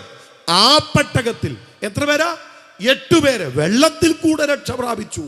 അവരായിരുന്നു ഒരു കാലഘട്ടത്തിന്റെ ശേഷിപ്പ്. കർത്താവിന് വേണ്ടി നിന്ന 8 പേര്. ജീസസ്. അതായിരുന്നു ഒരു കാലഘട്ടത്തിന്റെ ശേഷിപ്പ്. അപ്പൊ നോഹ ഒരു കാലഘട്ടത്തിന്റെ ശേഷിപ്പായിരുന്നു. രണ്ടാമത്തെ ശേഷിപ്പ് ആര്? ലോത്ത. ലോത്ത് ശേഷിപ്പായിട്ട് എന്തായിരുന്നു ഗുണം? ഒരു ഗുണവുമില്ല. പക്ഷേ അവനൊരു ശേഷിപ്പാ. എങ്ങനെയാ ലോത്തൊരു ശേഷിപ്പായത്? നമുക്കറിയാം. സോദോമ്യ പാപം. ഏതാ സോദോമ്യ പാപം? റോമാലേഖനത്തിൽ എഴുതിയിട്ടുണ്ട്. ആണോടാണ്, പെണ്ണോട് പെണ്ണ്, അപലക്ഷണമായത് പ്രവർത്തിക്കുന്ന, സ്വാഭാവിക ഭോഗം വിട്ട് അപമാനരാഗങ്ങളിൽ ഏർപ്പെട്ട ഒരു കാലം, ദൈവത്തിന് സഹിക്കാൻ മേലാതായ ഒരു കാലം. ദൈവം തന്റെ ദൂതന്മാരെ അയച്ചു. ദൈവത്തിന്റെ അടുക്കൽ എത്തിയത് അങ്ങനെ തന്നെയോ എന്നറിയാൻ. സ്തോത്രം. ഒരു കാര്യം ഞാൻ പറയാം. ലോത്തിന്റെ കാലഘട്ടത്തിലെ പാപത്തിൽ മനംനൊന്ത് ദൈവത്തോട് പ്രാർത്ഥിച്ചത് ലോത്തല്ല. നീതിമാനായി വലഞ്ഞുപോയ ലോത്ത് എന്ന് എഴുതിയിട്ടുണ്ടെങ്കിലും ലോത്തല്ല പ്രാർത്ഥിച്ചത്. ഒരു കാര്യം ഞാൻ പറയാം. ഈ തലമുറയിൽ പ്രാർത്ഥിക്കാൻ നിങ്ങൾ ആരും തയ്യാറായില്ലെങ്കിലും ഇവിടെ പ്രാർത്ഥന നടക്കും. ആരാ പ്രാർത്ഥിക്കുന്നത്? ഞാൻ പറയാം, മണ്ണ് പ്രാർത്ഥിക്കും. ദൈവത്തിൻ്റെ എക്കാലത്തെയും വിശ്വസ്ത സാക്ഷികളാ ആകാശവും ഭൂമിയും. അതാ യെശയ്യാവിന്റെ പുസ്തകത്തിൽ കർത്താവ് പറഞ്ഞത്, ആകാശമേ കേൾക്ക, ഭൂമിയെ ചെവി തരിക ഞാൻ. അതാണ് ദൈവത്തിന്റെ സാക്ഷികൾ. ലോത്തിന്റെ കാലഘട്ടത്തിൽ പ്രാർത്ഥന ഉയർന്നു, നിലവിളി ഉയർന്നു. പാപത്തിന്റെ ആ ഭീകരതയിൽ നിലവിളി ഉയർന്നു. ദൈവം ആ മണ്ണിനെ കത്തിക്കാൻ തീരുമാനിച്ചിരിക്കുക, ഗന്ധകം പെയ്ച്ച്. സ്തോത്രം. ഹല്ലേലൂയ. എന്ന് പറഞ്ഞു കഴിഞ്ഞാൽ ഏവിയേഷൻ ഫ്യൂവൽ സ്പ്രേ ചെയ്തിട്ട് അതിന് തീ കൊടുത്താൽ അതിന്റെ ജ്വലന സാധ്യത എങ്ങനെയോ അതിനേക്കാൾ തീവ്രമായി ആ മണ്ണിന് തീ പിടിച്ചിരിക്കുക. അതിന്റെ ഗൗരവം അറിയണമെങ്കിൽ ഇന്ന് സോദോം ഗോമോറ നിന്ന സ്ഥലം, സ്തോത്രം, ഇന്ന് മരം കത്തി, മണ്ണ് കത്തി, മല കത്തി, ശില കത്തി, ഒടുവിൽ ആ മണ്ണ് കത്തി അമർന്നിട്ട് ചാവുകടലായി തീർന്നു എന്ന് പറയുമ്പോൾ അതിന്റെ തീവ്രത നിങ്ങൾ ആലോചിച്ചോണം.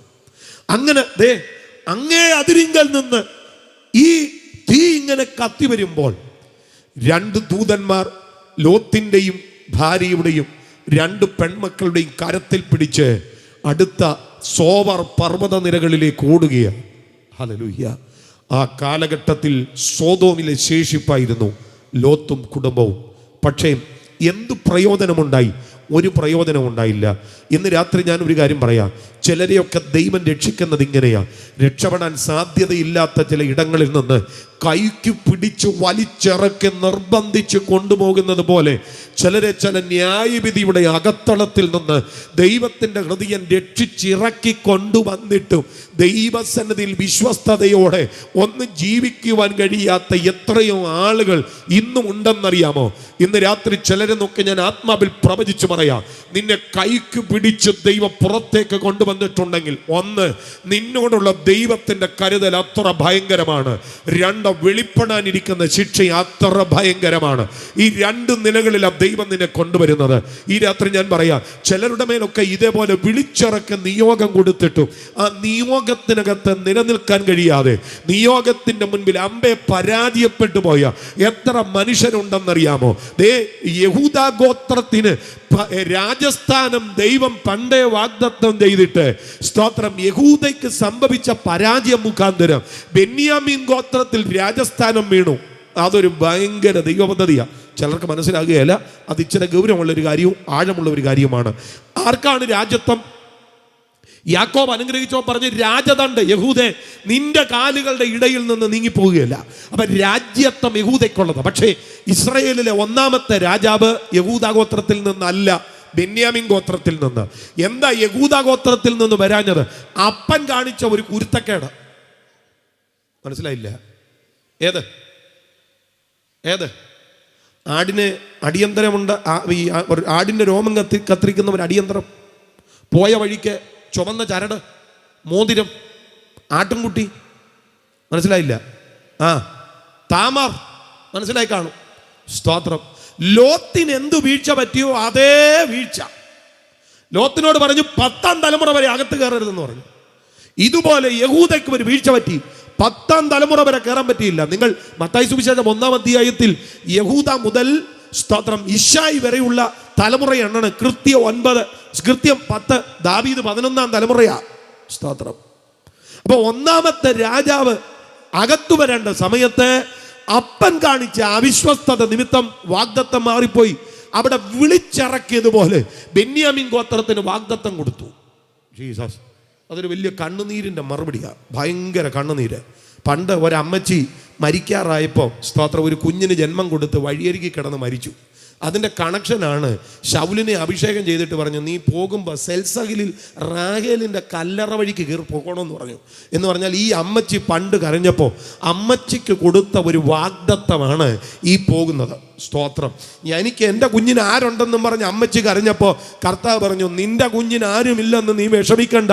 നിന്റെ കുഞ്ഞിന് ആരുമില്ലെങ്കിലും നിന്റെ കുഞ്ഞിനെ വളർത്താൻ എനിക്കറിയാം. മനസ്സിലാകുന്നവർക്കായി സ്തോത്രം. കരയുന്ന അമ്മമാർ എവിടെയുണ്ടോ നിന്റെ തലമുറയിൽ ഏതിലെങ്കിലും ഒന്നിനെ ദൈവം തൊടാതിരിക്കുകയല്ല. ഓ ഹല്ലേലൂയ. അത് ദൈവത്തിൻ്റെ ഒരു നീതിയാണ്. അത് ഏത് ബേസിൽ കരഞ്ഞാലും ദൈവത്തിന് അഭിഷേകത്തിൽ ഒരു നീതി വെളിപ്പെടാനുണ്ട്. വിശ്വസിക്കുന്നവരുണ്ടെങ്കിൽ ആത്മാവിൽ ദൈവത്തെ ഒന്ന് സ്തുതിച്ചാട്ടെ. ഒരു അമ്മ അങ്ങനെ യെരമ്യാവിന്റെ പുസ്തകത്തിൽ എഴുതിയിരിക്കുന്നു, റാഹേൽ മക്കളെ ചൊല്ലി കരയുന്നു. സ്തോത്രം. ഹല്ലേലൂയ. അന്ന് ദൈവം പറഞ്ഞ ഒരു വാഗ്ദത്തമാണ് ഈ പോകുന്നത്. വിളിച്ചിറക്കി കൊടുത്ത അഭിഷേകമാണ്. 15 ദിവസം ഇതിനെ നിലനിർത്താൻ പറ്റിയില്ല. പ്രവാചകൻ വരുന്നതിന് മുൻപ് ആമേൻ യാഗം കഴിച്ചു, ഭക്ഷണത്തിന് ഇരുന്നു. പ്രവാചകൻ പറഞ്ഞു, നിന്റെ രാജ്യത്തെ നിന്നിൽ നിന്നെടുത്ത് നിന്റെ കൂട്ടുകാരന് കൊടുത്തു. ഇന്ന് രാത്രി ചിലരെ നോക്കി നിയോഗത്തിന്റെ ദൂത് ഞാൻ പറയുക. അസാധാരണമായ വാഗ്ദത്തങ്ങളും അസാധാരണമായ ദൈവിക കരുതലുകളും ശുശ്രൂഷയുടെ വിളിയും നിയോഗവും ആമേൻ നിന്റെ കഴിവിനും പ്രാപ്തിക്കും മീതെ ഒരു പുതപ്പ് പോലെ നിന്റെ മേൽ വന്നു വീണിട്ടു നിന്റെ ജീവിതത്തിൽ സംഭവിച്ച പാളിച്ചകളും അപജയങ്ങളും പരാജയങ്ങളുമാണ് അതിൽ നിന്ന് നീ അകറ്റിക്കളഞ്ഞതെന്നുള്ള കാര്യം ഈ രാത്രി ആത്മാവിൽ തിരിച്ചറിഞ്ഞിട്ട് ദൈവസന്നിധിയിൽ സറണ്ടർ ആകണം. ഒരുപക്ഷെ കരുണ ലഭിച്ചേക്കും. നെടുമ്പാട് വീഴാൻ നിനക്ക് മനസ്സുണ്ടെങ്കിൽ ഒരിക്കൽ കൂടി നിന്നെ മടക്കിയെടുക്കാൻ എൻ്റെ ദൈവത്തിന് ഇഷ്ടമുണ്ട് കേട്ടോ. മടങ്ങി വന്ന മുടിയൻപുത്രന്റെ നാറുന്ന കവിളിൽ അപ്പൻ അമർത്തി ചുംബിച്ചില്ലേ, അതുപോലെ നിന്റെ പിന്മാറ്റത്തിന്റെ നാറ്റത്തെ വകവെക്കാതെ നിന്റെ കവിളിൽ ഒരമർത്തി ഒരു ചുംബനം തന്നെ നിന്നെ മടക്കിയെടുക്കാൻ ഇന്ന് രാത്രി എൻ്റെ ദൈവം ഇവിടെ ഇറങ്ങി വന്നിട്ടുണ്ട്. എനിക്കറിയാം ഇന്ന് രാത്രിയിൽ ഇവിടെ ഇരിക്കുന്ന മുഴുവൻ ആളുകളോടും ഈ ദൂത് സംസാരിക്കുന്നുണ്ടെന്നൊന്നും എനിക്കറിയത്തില്ല. പക്ഷേ എനിക്ക് നല്ല ബോധ്യമുണ്ട്, ചിലരോട് ദൈവത്തിൻ്റെ ആത്മാവ് ഇടപെടുക, ചിലരോട് ദൈവത്തിൻ്റെ ആത്മാവ് ഇടപെടുക, ചിലരോട് ദൈവത്തിൻ്റെ ആത്മാവ് ഇടപെടുക. ഈ രാത്രി ഈ ദൂതിനെ ആമേൻ പറയേണ്ട ചിലരെ കർത്താവ് ഇവിടെ കൊണ്ടുവന്നിട്ടുണ്ട്. വരാൻ സാധ്യതയില്ലാഞ്ഞിട്ടും വലിച്ചിറക്കി കൊണ്ടുവന്നതുപോലെ ഈ രാത്രി ചിലരെ ദൈവത്തിൻ്റെ ആത്മാവ് ഇവിടെ കൊണ്ടുവന്നിട്ടുണ്ട്. നിന്നോട് ദൈവത്തിൻ്റെ ആത്മാവ് സംസാരിക്കുക. നിനക്കിനിയും സാധ്യതയുണ്ട്, നിന്റെ നാളുകൾ തീർന്നിട്ടില്ല, നിന്റെ വഴികൾ തീർന്നിട്ടില്ല, നിനക്കിനിയും സാധ്യതയുണ്ട്, നിനക്കിനിയും മാർഗമുണ്ട്. ഈ രാത്രി അവിടുത്തെ കരം ഇന്ന് നിന്റെ നേരെ നീട്ടിയിരിക്കുക. പ്രവർത്തിക്കാൻ കഴിയാതെ വണ്ണം അവൻ്റെ കൈ കുറുകിയിട്ടില്ല, കേൾപ്പാൻ കഴിയാതെ വണ്ണം അവൻ്റെ കാത് മന്ദമായിട്ടില്ല. ഈ രാത്രി നിനക്ക് വേണ്ടി പ്രവർത്തിക്കുക ദൈവം ഇവിടെ ഇറങ്ങി വന്നിട്ടുണ്ട്. ഈ രാത്രി ദൈവമേ നുള്ളം തുറന്നൊന്ന് വിളിക്ക. ഈ ചില സമയത്ത് ദൈവത്തിൻ്റെ ചില കരുതലൊക്കെ ശരിക്കും നമ്മൾ കണ്ടു കഴിയുമ്പോൾ കർത്താവിനെ അപ്പനെന്ന് വിളിക്കണോ അമ്മയെന്ന് വിളിക്കണോ എന്നൊക്കെ അങ്ങ് സംശയം വരും. തോളിൽ എന്നെ സുമന്തതു പാർത്താൽ ഉമ്മ അപ്പാണ് കൂപ്പിടണം, കരുവിൽ എന്നെ കാത്തതു പാർത്താൽ ഉമ്മ അമ്മാണ് കൂപ്പിടണം. അതിൻ്റെ അർത്ഥം എന്നാണെന്നറിയാം? എൻ്റെ ദൈവമേ, അപ്പൻ ചുമലിൽ വഹിച്ചതുപോലെ എന്നെ വഹിച്ച സന്ദർഭങ്ങൾ ഓർക്കുമ്പോൾ എനിക്ക് നിന്നെ അപ്പാന്ന് വിളിക്കാൻ ഇഷ്ടമാണ്. അമ്മ ഉദരത്തിൽ വഹിച്ചതുപോലെ, അമ്മ ഗർഭപാത്രത്തിൽ എന്നെ കൊണ്ട നടന്നതുപോലെ എന്നെ അങ്ങ് കൊണ്ട നടക്കുന്നത് ഓർക്കുമ്പോൾ എനിക്ക് നിന്നെ അമ്മയെന്ന് വിളിക്കാൻ ഇഷ്ടമാണ്. എനിക്കിപ്പം നിന്നെ അപ്പാന്ന് വിളിക്കാനും നിന്നെ അമ്മാന്ന് വിളിക്കാനും ഇഷ്ടമാണ്. ഇന്ന് രാത്രി നിന്നെ പോറ്റുന്നത് അപ്പനും അമ്മയും അല്ല കേട്ടോ. അപ്പനും അമ്മയും ഒക്കെ പോറ്റിയ പല കുഞ്ഞുങ്ങളും കണ്ണിൻ്റെ മുൻപിൽ വെച്ച് മരണം വലിച്ചെടുത്തുകൊണ്ട് പോകുന്ന ദാരുണമായ സംഭവങ്ങളുടെ എത്രയോ കേൾവികൾ നമ്മൾ കേട്ടിട്ടുണ്ടല്ലേ.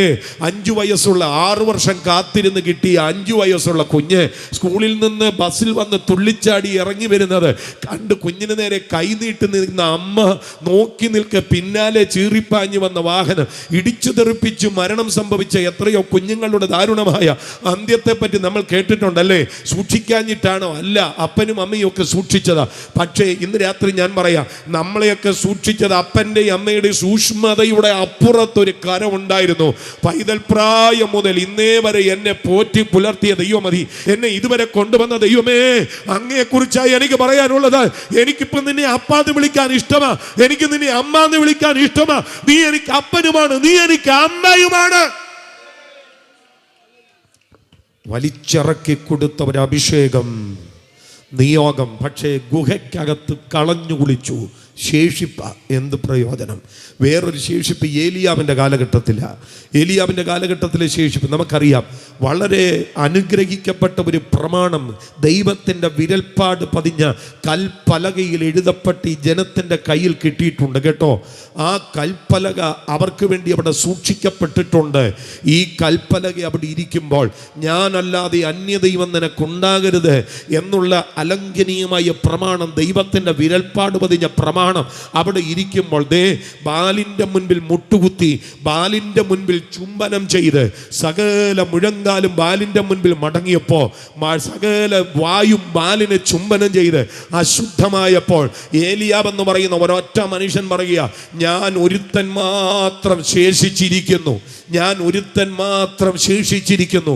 ഇന്ന് രാത്രി എനിക്ക് ഏലിയാവിനെ ഇഷ്ടപ്പെടുന്നത് അതുകൊണ്ടാണ്.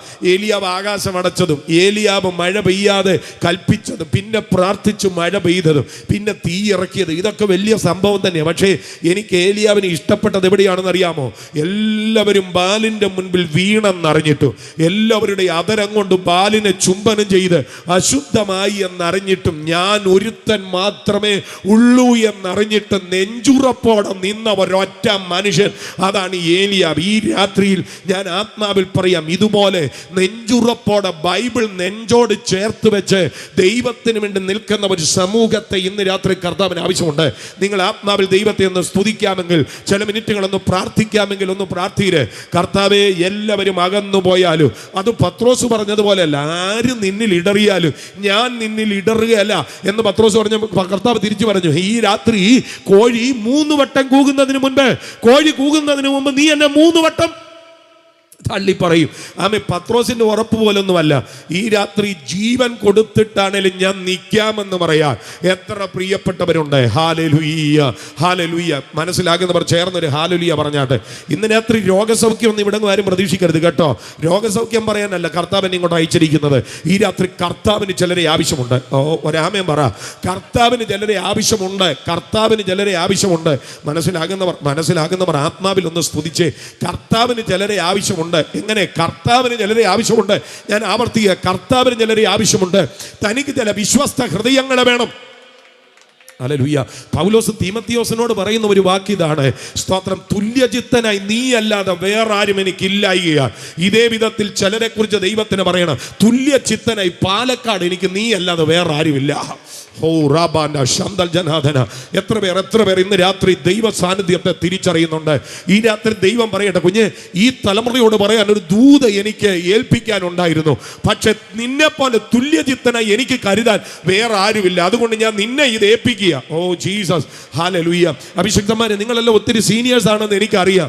ഈ രാത്രി ഞാൻ പറയാം, ദൈവത്തിന് ചിലത് ഏൽപ്പിക്കാനുണ്ടെന്ന്. പ്രായമുള്ളവരെ, നേതൃത്വത്തിൽ നിൽക്കുന്നവരെ, ഉത്തരവാദിത്തപ്പെട്ടവരെ ഒക്കെ ചിലത് ഏൽപ്പിക്കാൻ ദൈവത്തിന്റെ പക്കലുണ്ട്. ഈ രാത്രി ദൈവത്തോട് പറ, കർത്താവേ, ഞാൻ അങ്ങനെ നിൽക്കാം.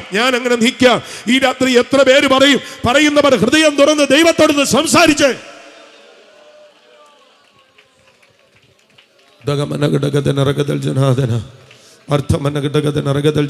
കർത്താവ് ഇന്ന് രാത്രി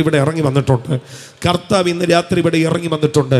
തനിക്ക് തുല്യചിത്തന്മാരായ ചിലരെ, പൗലോസ് തീമത്തിയോസിനോട്, എനിക്ക് തുല്യചിത്തനായി വേറെ ആരുമില്ല. ഇതേ വിധത്തിൽ ദൈവത്തിന്റെ ഹിതമെല്ലാം ചെയ്യുമെന്ന് പറഞ്ഞ ആമേൻ ഇശായിയുടെ പുത്രനെ പോലെ, എൻ്റെ ഹൃദയപ്രകാരമുള്ള മനുഷ്യൻ എന്ന് പറയുന്ന ദാവീദിനെ പോലെ ദൈവത്തിന്റെ ഹൃദയം അറിഞ്ഞ് ദൈവത്തിന് വേണ്ടി നിൽക്കുന്ന ചിലരെ ആവശ്യമുണ്ട്. അത് ചിലപ്പോൾ പ്രാർത്ഥനയിൽ പോരാടാനായിരിക്കും, ചിലപ്പോൾ പ്രസംഗവേദികൾക്ക് തീപിടിപ്പിക്കാൻ ായിരിക്കും, ചിലപ്പോൾ പ്രവചന ശബ്ദം പോലെ നാഥാനെ പോലെ നിൽക്കാനായിരിക്കും. എങ്ങനെയായാലും കർത്താവേ, എന്റെ വിളിക്കകത്ത് അങ്ങ് എന്താണോ കരുതി വച്ചിരിക്കുന്നത് അതിന് ഞാൻ ഉണ്ടെന്ന് പറയാൻ ദൈവം അവനോട് പറഞ്ഞ, അല്ല, ഞാൻ വേറെ 7000 എനിക്ക് വേണ്ടി അവശേഷിപ്പിച്ചിട്ടുണ്ട്. ഏലിയാവിന്റെ കാലത്ത് ശേഷിപ്പ് 7000 ആയിരുന്നു. നോഹയുടെ കാലത്ത് 8, ലോത്തിന്റെ കാലം 4, ഏലിയാവിന്റെ കാലം 7000. ഇനി അവിടെ നിന്ന് യെശയ്യാവിലോട്ട് വാ. ബാക്കിയൊക്കെ പറയാൻ എനിക്ക് ആഗ്രഹമുണ്ട്, സമയമില്ല. യെശയ്യാവിലോട്ട് വാ, അവിടെയും ഉണ്ടൊരു ശേഷിപ്പ്. നമ്മൾ ഈ യെശയ്യാവിൻ്റെ പുസ്തകം 1-ാം അധ്യായം വായിക്കുമ്പം ഇതിൻ്റെ പ്രഥമ ഭാഗത്ത് യെശയ്യാവ് ഒരു അഹങ്കാരിയാണോ എന്ന് ചിന്തിക്കാൻ മതിയായ കാരണങ്ങൾ അവിടെ ഉണ്ട്. പക്ഷേ അധ്യായത്തെ ശരിക്കും വിശദീകരിക്കുമ്പോൾ അല്ല, സ്വയനീതീകരണമല്ല, ആത്മഭാരമാണ്.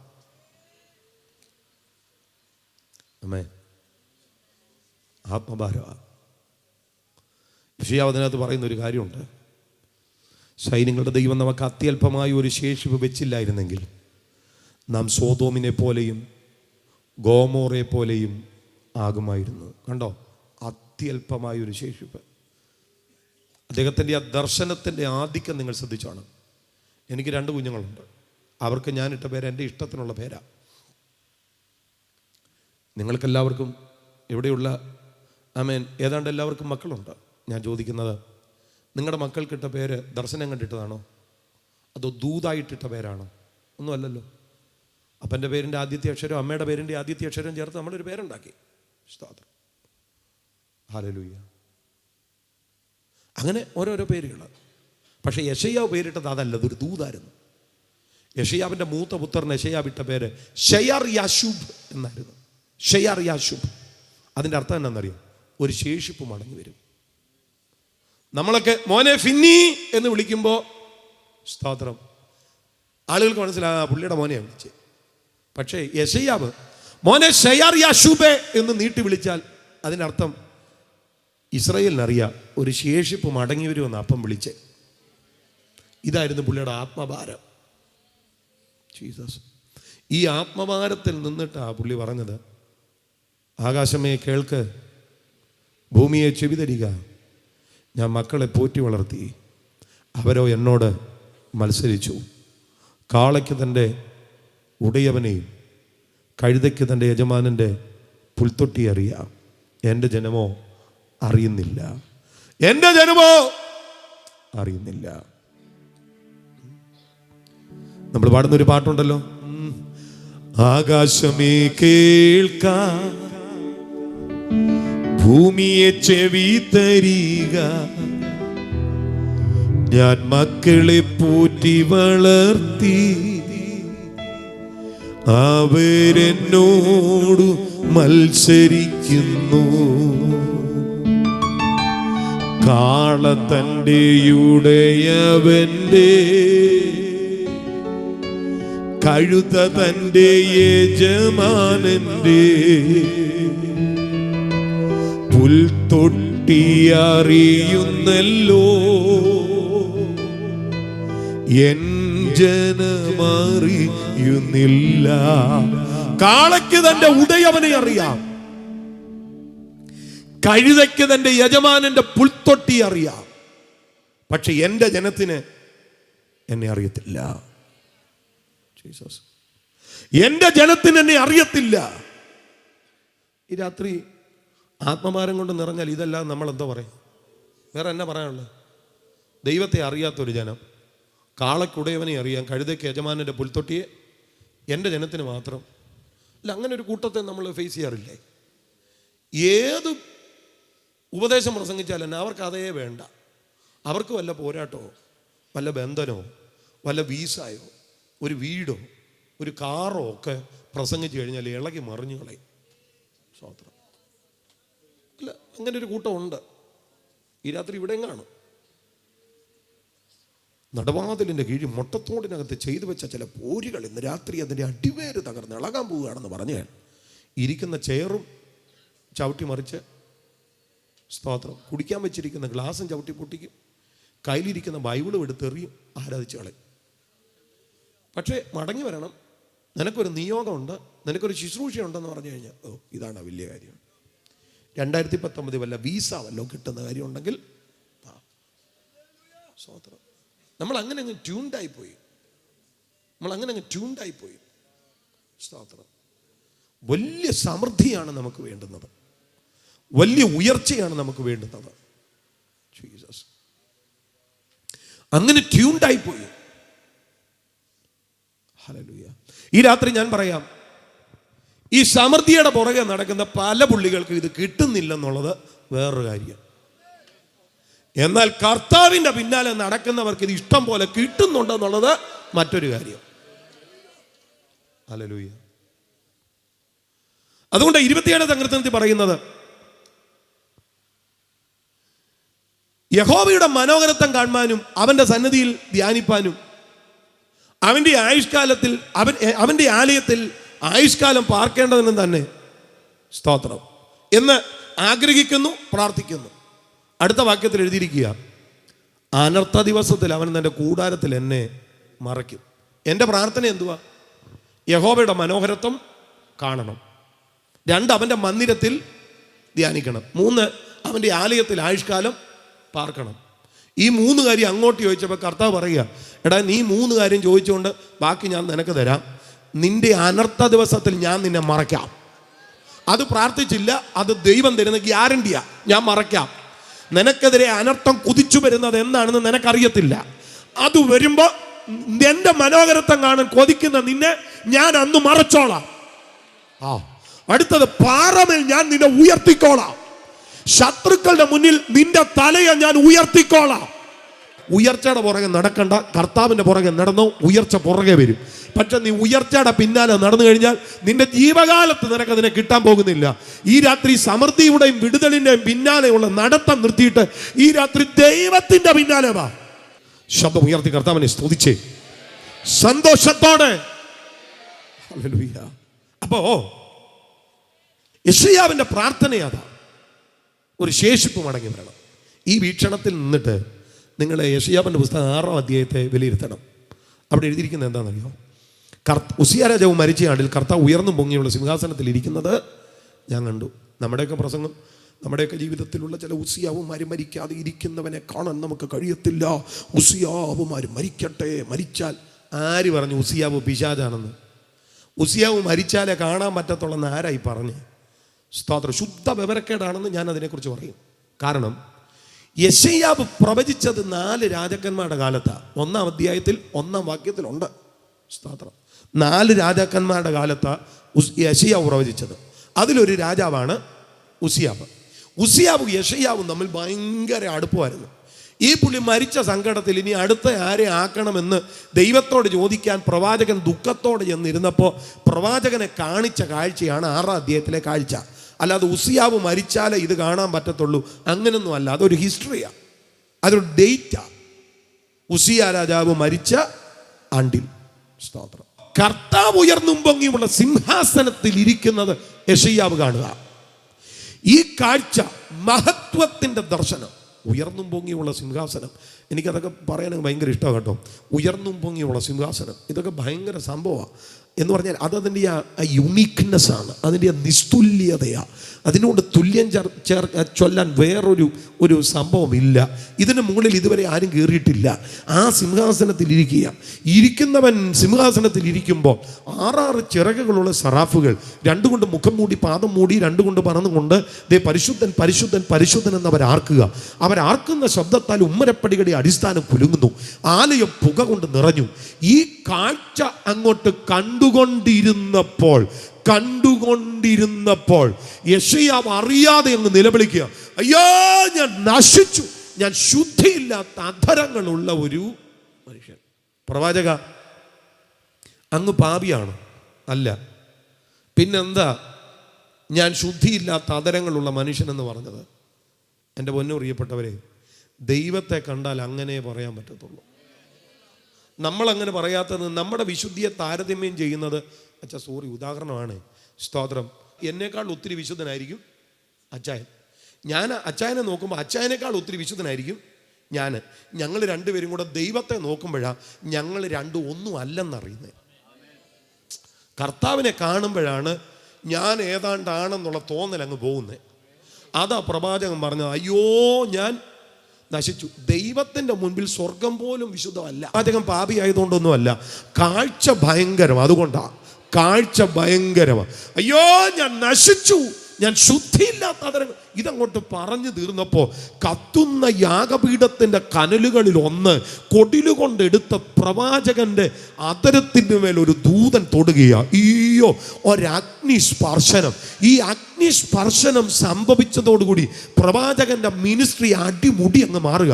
ഇതുവരെ പ്രവചിച്ച പ്രവചനം പോലും ഒന്നുമല്ല പ്രവാചകൻ ഇപ്പം പ്രവചിക്കുന്നത്. പ്രവാചകൻ ഇപ്പം ശൈലി മാറി, ഗിയർ മാറി, ഷിഫ്റ്റ് ചെയ്തു എന്നൊക്കെ പറയുന്നത് പോലെ ഒരു ഗ്രേറ്റ് ഷിഫ്റ്റാ പ്രവാചകന്റെ പ്രോഫറ്റിക് മിനിസ്ട്രിയിൽ ഉണ്ടാകുന്നത്. എന്നെ ഷിഫ്റ്റ് എന്ന് ഞാൻ പറയാം, നിങ്ങൾ കേട്ടോ. ഇതുവരെ ആരും പറയാത്ത സാധനം. കന്യക ഗർഭിണിയായി ഒരു മകനെ പ്രസവിക്കും. ഈ കനലിന്റെ സ്പർശനം അധരത്തിൽ വന്നു വീണപ്പോൾ പ്രവചനത്തിന്റെ ശൈലി മാറി. ഇതുവരെ ആരും പറഞ്ഞിട്ടില്ല ഇത്. ഒത്തിരി പ്രവാചകന്മാർ വന്നിട്ടുണ്ട്. ശൗമേലെ പോലെയുള്ള ഒത്തിരി പ്രവാചകൻ, നാഥാനെ പോലെയുള്ളവർ ഒത്തിരി പേര് വന്നെന്ന്. പിന്നെ ഭയങ്കര പ്രവാചകന്മാർ, ശൗല് വരെ പ്രവചിച്ചു. ഇവരൊന്നും പറയാത്ത സാധനം യെശയ്യാവ് പറയുക. എന്തോ പറയുന്നത്? സ്തോത്ര, കന്യക ഗർഭിണിയായി ഒരു മകനെ പ്രസവിക്കും. അവന് ദൈവം നമ്മോട് കൂടെ എന്നർത്ഥമുള്ള ഇമ്മാനുവൽ എന്ന് പേർ വിളിക്കപ്പെടും. അവൻ അത്ഭുത മന്ത്രി, വീരനാം ദൈവം, നിത്യപിത. കാര്യം കൊണ്ട് മാറുക. 52-53 വരുമ്പോൾ യേശുവിന്റെ ക്രൂശീകരണത്തിന്റെ മുന്നിൽ നിന്ന് അത് കണ്ടിട്ട് ഒരുത്തൻ എഴുതിയാൽ എങ്ങനെ ഇരിക്കും? അതുപോലെ അങ്ങ് വിവരിച്ചേക്കല്ലേ 52-53 അധ്യായം. എങ്ങനെയാ പറ്റിയത്? അവരൊറ്റ സ്പർശനമായി. ഇന്ന് രാത്രി ഞാൻ ആത്മാവിൽ പറയാം, പാസ്റ്റർ റെജി ശാസ്താങ്കോട്ട തൊടാനു, ആമേൻ, ദേവസി അച്ചായൻ തൊടാനു, ആമേൻ, ജോയിച്ചായൻ തൊടാനു ഒന്നുമല്ല. ഈ രാത്രി കർത്താവ് തൊട്ടാൽ, ഈ രാത്രി ആത്മാവിൽ ഈ ദൂതിനെ സ്വീകരിക്കുവാൻ കൃപയുള്ളവനുണ്ടെങ്കിൽ ഈ രാത്രി ദൈവത്തെ സ്തുതിച്ചാട്ടെ. ഈ രാത്രി സ്വർഗത്തിന്റെ കനലുകളുടെ സ്പർശനം നിന്റെ അധരത്തിന്റെ മേൽ ഇന്നു വീണാൽ, ഈ രാത്രി ഞാൻ ആത്മാവിൽ പ്രവചിച്ചു പറയാം, ആരും പറയാത്തത് പറയത്തക്ക വിധത്തിൽ നിന്റെ അധരം തുറക്കപ്പെട്ടിരിക്കും. ആരും ചെയ്യാത്തത് ചെയ്യത്തക്ക വിധത്തിൽ, ഓ മൈ ഗുഡ്നസ്, ആരും ചെയ്യാത്തത് ചെയ്യത്തക്ക വിധത്തിൽ നിന്റെ ഹൃദയം തുറക്കപ്പെട്ടിരിക്കും. യേശുവിന്റെ അധികാരമുള്ള നാമത്തിൽ ഈ രാത്രി അങ്ങനെ ഒരു സ്പർശനത്തിനായി സജ്ജരാകുന്നവരുണ്ടെങ്കിൽ ആത്മാവിൽ ദൈവത്തോട് സംസാരിച്ചു തുടങ്ങ്. ആത്മാവിലെ കരങ്ങൾ അടിച്ച് കർത്താവിനെ സ്തുതിച്ചാട്ടെ. ഈ രാത്രി റെജിപ്പാസ്റ്ററുടെ പ്രസംഗത്തോടുള്ള പ്രതികരണമൊന്നുമല്ല ഇത്. ഈ രാത്രി ദൈവം നിന്നെ തൊടത്തക്ക വിധത്തിൽ കർത്താവിനോട് സംസാരിക്കുക. ദൈവം നിന്നെ തൊടത്തക്ക വിധത്തിൽ യാഗപീഠത്തിൽ കത്തുന്ന കനല്. നീണ്ട കാലഘട്ടങ്ങളായി ഡ്രൈനെസ്സിനെ നീ കാണുകയാ. മിനിസ്ട്രി ചെയ്യാൻ കഴിയുന്നില്ല, ഒരു നല്ല വചനം പറയാൻ കഴിയുന്നില്ല, എന്തോ ഒന്ന് ശൂന്യമായതുപോലെ ഇന്ന് രാത്രി ദൈവത്തിന്റെ അഗ്നിയുടെ സ്പർശനം. ഓ റാബാമന ഹന്തല റഗദൽ ജനാദന റഗദമനകട പ്രതികരിക്ക്. ദൈവത്തോട് പറ, എന്നെ തൊടണേ കർത്താവേ, എന്നെ തൊടണേ കർത്താവേ. എന്തിനാ ലജ്ജിക്കുന്നത്?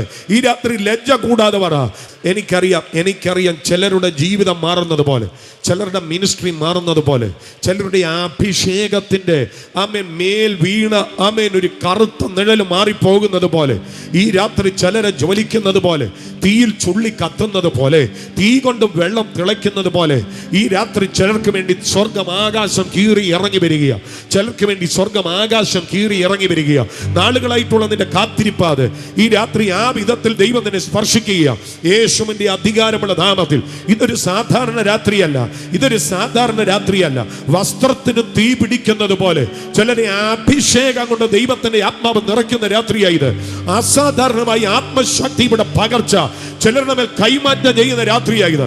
യേശുവിന്റെ അധികാരമുള്ള നാമത്തിൽ നാളുകളായി നിനക്കെതിരെ നിന്ന ഇരുട്ടിന്റെ ആധിപത്യങ്ങൾ ഇന്ന് രാത്രി കിലോമീറ്ററുകൾ അകലെ വെട്ടപ്പെടുക. ദൈവത്തിന്റെ ദൂതന്മാർ ഊരിപ്പിടിച്ച വാളുമായി ഈ രാത്രി നിനക്ക് വേണ്ടി കിഴക്കോട്ടു പടിഞ്ഞാറോട്ടു തെക്കോട്ടു വടക്കോട്ടു ഇന്ന് രാത്രി സഞ്ചരിക്കുന്നു ശക്തിയോടെ. ഈ രാത്രി യോഗത്തിന്റെ അന്തരീക്ഷം മാറി തുടങ്ങട്ടെ.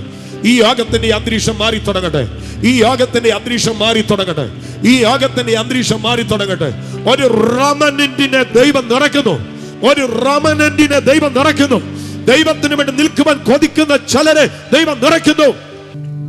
6-ാം അധ്യായം 13-ാമത്തെ വാക്യത്തിൽ ഫുൾ സ്റ്റോപ്പ് ഇട്ട് പ്രവാചകൻ നിർത്തുമ്പോൾ അവിടെ പറയുന്നൊരു വാക്കുണ്ട്. അതിലൊരു ദശാംശമെങ്കിലും ശേഷിച്ചാൽ അത് നാശത്തിനിരയാകും. എങ്കിലും കരിമരവും കരുവേലകവും വെട്ടിയിട്ടാൽ അവയുടെ കുറ്റി ശേഷിക്കുന്നത് പോലെ വിശുദ്ധ സന്തതി ഒരു കുറ്റിയായി അവശേഷിക്കും. റബ്ബറും ആഞ്ഞിലിയും പിന്നെ കടപ്ലാവും ഒന്നും വെട്ടുന്നത് പോലെ അല്ല കരിമരവും കരുവേലകവും വെട്ടുന്നത്. കരിമരവും കരുവേലകവും വെട്ടിയാൽ മണ്ണിൻ്റെ അകത്തു നൂറ്റാണ്ടുകൾ അതുപോലെ കിടക്കും. വിശുദ്ധ സന്തതി അതുപോലായിരിക്കും. എത്ര പാപം അവന് നേരെ പ്രബലമായാലും, എത്ര എതിരുകൾ അവന് നേരെ ഉയർന്നു വന്നാലും അവനെ തൊടാൻ പറ്റത്തില്ല. അവൻ്റെ ദർശനത്തെ തൊടാൻ പറ്റത്തില്ല. അവൻ്റെ കാഴ്ചപ്പാടുകളെ തൊടാൻ പറ്റത്തില്ല. അവൻ്റെ അഭിഷേകത്തെ തൊടാൻ പറ്റത്തില്ല. അവൻ അതിനകത്ത് കിടക്കും. ഇതുപോലെയാ ശേഷിപ്പ്, ഇതുപോലെയാ റമനന്റ്, ഇതുപോലെയാ വിശുദ്ധ സന്തതി.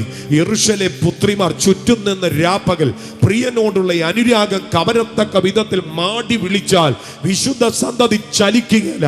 വിശുദ്ധ സന്തതി നിയോഗത്തോട് ചേർന്ന് നിൽക്കും. അവനെ തോൽപ്പിക്കാൻ ഒന്നിനും കഴിയത്തില്ല, അവനെ പരാജയപ്പെടുത്താൻ ഒന്നിനും കഴിയത്തില്ല. അതാ റമനന്റിന്റെ ശ്രേഷ്ഠത. Jesus, hallelujah. ദ റമനന്റ്. ആമോസിന്റെ പ്രവചനത്തിലൊക്കെ പോകാൻ ആഗ്രഹമുണ്ട്, പോകുന്നില്ല. നിങ്ങൾ ശ്രദ്ധിച്ച യേശുവിന്റെ പ്രസംഗം ഒരു റമനന്റിനോടാണ്. ജീസസ്, യേശു അതാ പറഞ്ഞു, ചെറിയ ആട്ടിൻകൂട്ടമേ ഭയപ്പെടണ്ട. ഏതാ ചെറിയ ആട്ടിൻകൂട്ടം? 5000 ആണോ 4000 ആണോ 12 ചെറിയ ആട്ടിൻകൂട്ടം? അവരോട് പറഞ്ഞു ഭയപ്പെടണ്ട. റമനന്റ്. ഹല്ലേലൂയ. കർത്താവ് പറഞ്ഞില്ലേ, ജീവനിലേക്ക് പോകുന്ന വഴി ഇടുക്കവും ഞെരുക്കവും, നാശത്തിലേക്ക് പോകുന്ന വഴി വിശാലമാണ്, അതിലെ പോകുന്നവർ അനേകരാ. വഴി തിരിച്ചങ്ങ് സെറ്റ് ചെയ്താൽ പോരായിരുന്നു. ജീവനിലേക്ക് പോകുന്ന വഴി വിശാലമാക്കിക്കൊണ്ട് തിരിച്ചു വഴി അങ്ങ് സെറ്റ് ചെയ്താൽ പോരായിരുന്നു. നോ, കർത്താവ് അങ്ങനെയല്ല ചെയ്തത്. നാശത്തിലേക്ക് പോകുന്ന വഴി വിശാലം, ജീവനിലേക്ക് പോകുന്ന വഴി ഇടുക്കം, അത് ഞെരുക്കം. അതിലെ പോകുന്നവർ അതാണ് റമനന്റ്. അതിലെ പോകുന്നവർ ചുരുക്കം, അതാണ് റമനന്റ്. യേശു പറഞ്ഞില്ലേ, പലരും ജീവനിലേക്ക് കടപ്പാൻ ശ്രമിക്കും, പക്ഷെ കഴിയില്ലതാനും. ഒത്തിരി പേര് ഇറങ്ങി, പക്ഷെ കടപ്പാൻ കഴിഞ്ഞില്ല. മരിച്ചവരിൽ നിന്നാദ്യം ജനിച്ചവൻ, ഭൂവിൽ രാജാക്കന്മാരെ ഭരിച്ചു വാഴും ഏകനായകൻ, നമ്മെ സ്നേഹിച്ചവൻ തിരുച്ചോരയിൽ കഴുകി നമ്മയെല്ലാം ശുദ്ധീകരിച്ച വിശ്വസ്ത സാക്ഷിയെ നീര് സ്തുതിപ്പിൻ യേശുദേവനെ. മന്നാതി മന്നനാകുന്ന മശിഹായെ, മകസേനയൻ കർത്തേനെ, മണ്ണും മിണ്ണും പടച്ചവനെ, മനുവേലേ, മനുനന്ദനനെ, മേരി നന്ദനനെ, രാജനന്ദനനെ, ദേവനന്ദനനെ, ഞങ്ങൾ നന്ദിയോടെ പാടി സ്തുതിപ്പിൻ യേശുദേവനെ. നല്ല പാട്ടല്ലേ? എന്നാ ലിറിക്സാ? എഴുതിയ ആള് കൃപയിലില്ല. മന്നാതി മന്നനാകുന്ന മശിഹായെ, മഹാസേനയിൻ കർത്തനെ, മണ്ണും മിണ്ണും പടച്ചവനെ, മനുവേലെ, മനുനന്ദനനെ, മേരി നന്ദനനെ, രാജനന്ദനനെ, ഞങ്ങൾ നന്ദിയോടെ പാടി. എന്നാ വരികളാ? കൃപയിലില്ല. ചിലർക്ക് മനസ്സിലായില്ല ആൾ ആരാണ്. പറയാം. തിരുവല്ലയിൽ നിന്ന് കുമ്പനാടേക്ക് പോകുമ്പോൾ ഇരുവിവേരൂർ എന്ന് പറയുന്ന ഒരു സ്ഥലമുണ്ട്. ഇരുവിവേരൂരിൽ നിന്ന് കുമ്പനാടേക്ക് പോകുന്നതിൻ്റെ ഏതാണ്ട് ഒത്ത നടുക്ക് വലതുവശത്തൊരു സംഭവമുണ്ട്. ഇപ്പോഴും ചിലർക്ക് മനസ്സിലായില്ല. സ്തോത്രം. ആ പുള്ളി പ്രസംഗിക്കുമ്പോൾ സ്റ്റേജിന്റെ മീതെ തീ ഇറങ്ങുമായിരുന്നു. തീ, തോന്നലല്ല, തീ. പുള്ളി എഴുതി ഒത്തിരി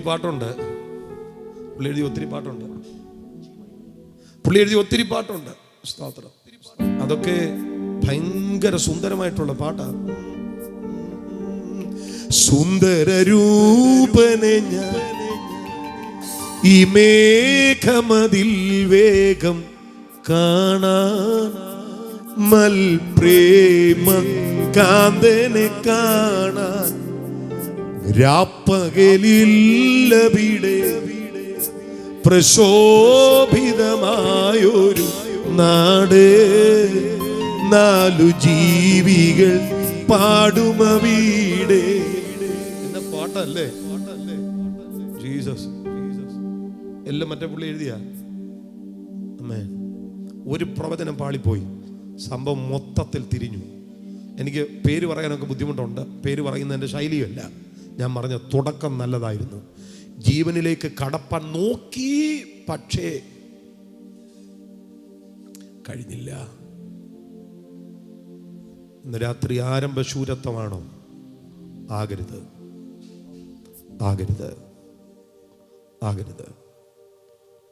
കഴിഞ്ഞ ദിവസം മണക്കാല സെമിനാരിയിൽ ആ മേഖലയുടെ കൺവെൻഷൻ പ്രസംഗിച്ചിട്ട് ഞാൻ TG കൊച്ചി സാറുമായിട്ട് സംസാരിച്ചുകൊണ്ടിരുന്നപ്പോൾ അദ്ദേഹം എന്നോട് ഒത്തിരി കാര്യങ്ങൾ പറഞ്ഞു. അദ്ദേഹം എന്നോട് പറഞ്ഞൊരു വാക്കും, മോനെ, പലരും ആരംഭശൂരത്വത്തിലായിരുന്നു. ആരംഭശൂരത്വത്തിൽ ഇറങ്ങിയ പലരും പിന്നത്തേതിൽ നഷ്ടപ്പെട്ടു പോയി. ജീസസ്. ഈ രാത്രി ഞാൻ പറയാം, വിശ്വാസ ജീവിതത്തിൻ്റെ നാൾ വഴികൾ നീ പിന്നിടുമ്പോൾ പലതും നിനക്കെതിരെ വന്നെന്ന് വരും.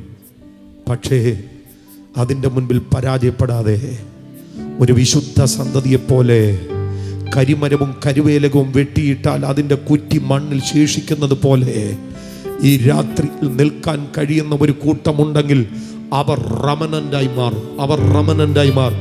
ഈ രാത്രി എത്ര പേർ പറയും, കർത്താവേ, കടപ്പാൻ ശ്രമിച്ചിട്ട് പരാജയപ്പെട്ട് നഷ്ടപ്പെടുന്ന കൂട്ടത്തിലല്ല, കടക്കാൻ കഴിയുന്ന ഒരു വിധത്തിൽ എന്നെ ഒന്ന് പ്രാപ്തീകരിക്കണേ. അങ്ങനെ ഒരു പകർച്ച എൻ്റെ മേൽ പകരണേ. ഇന്ന് രാത്രി പ്രാർത്ഥിക്കാൻ എത്ര പ്രിയപ്പെട്ടവരുണ്ട്?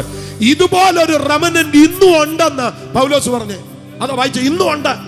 ശേഷിപ്പ് ഇന്നും ഉണ്ട്. എത്രയാണെന്ന് എനിക്കറിയത്തില്ല. അച്ഛാ അറിയാം? എത്രയാണെന്നറിയാം? ശേഷിപ്പ് എത്രയാണെന്നറിയാം?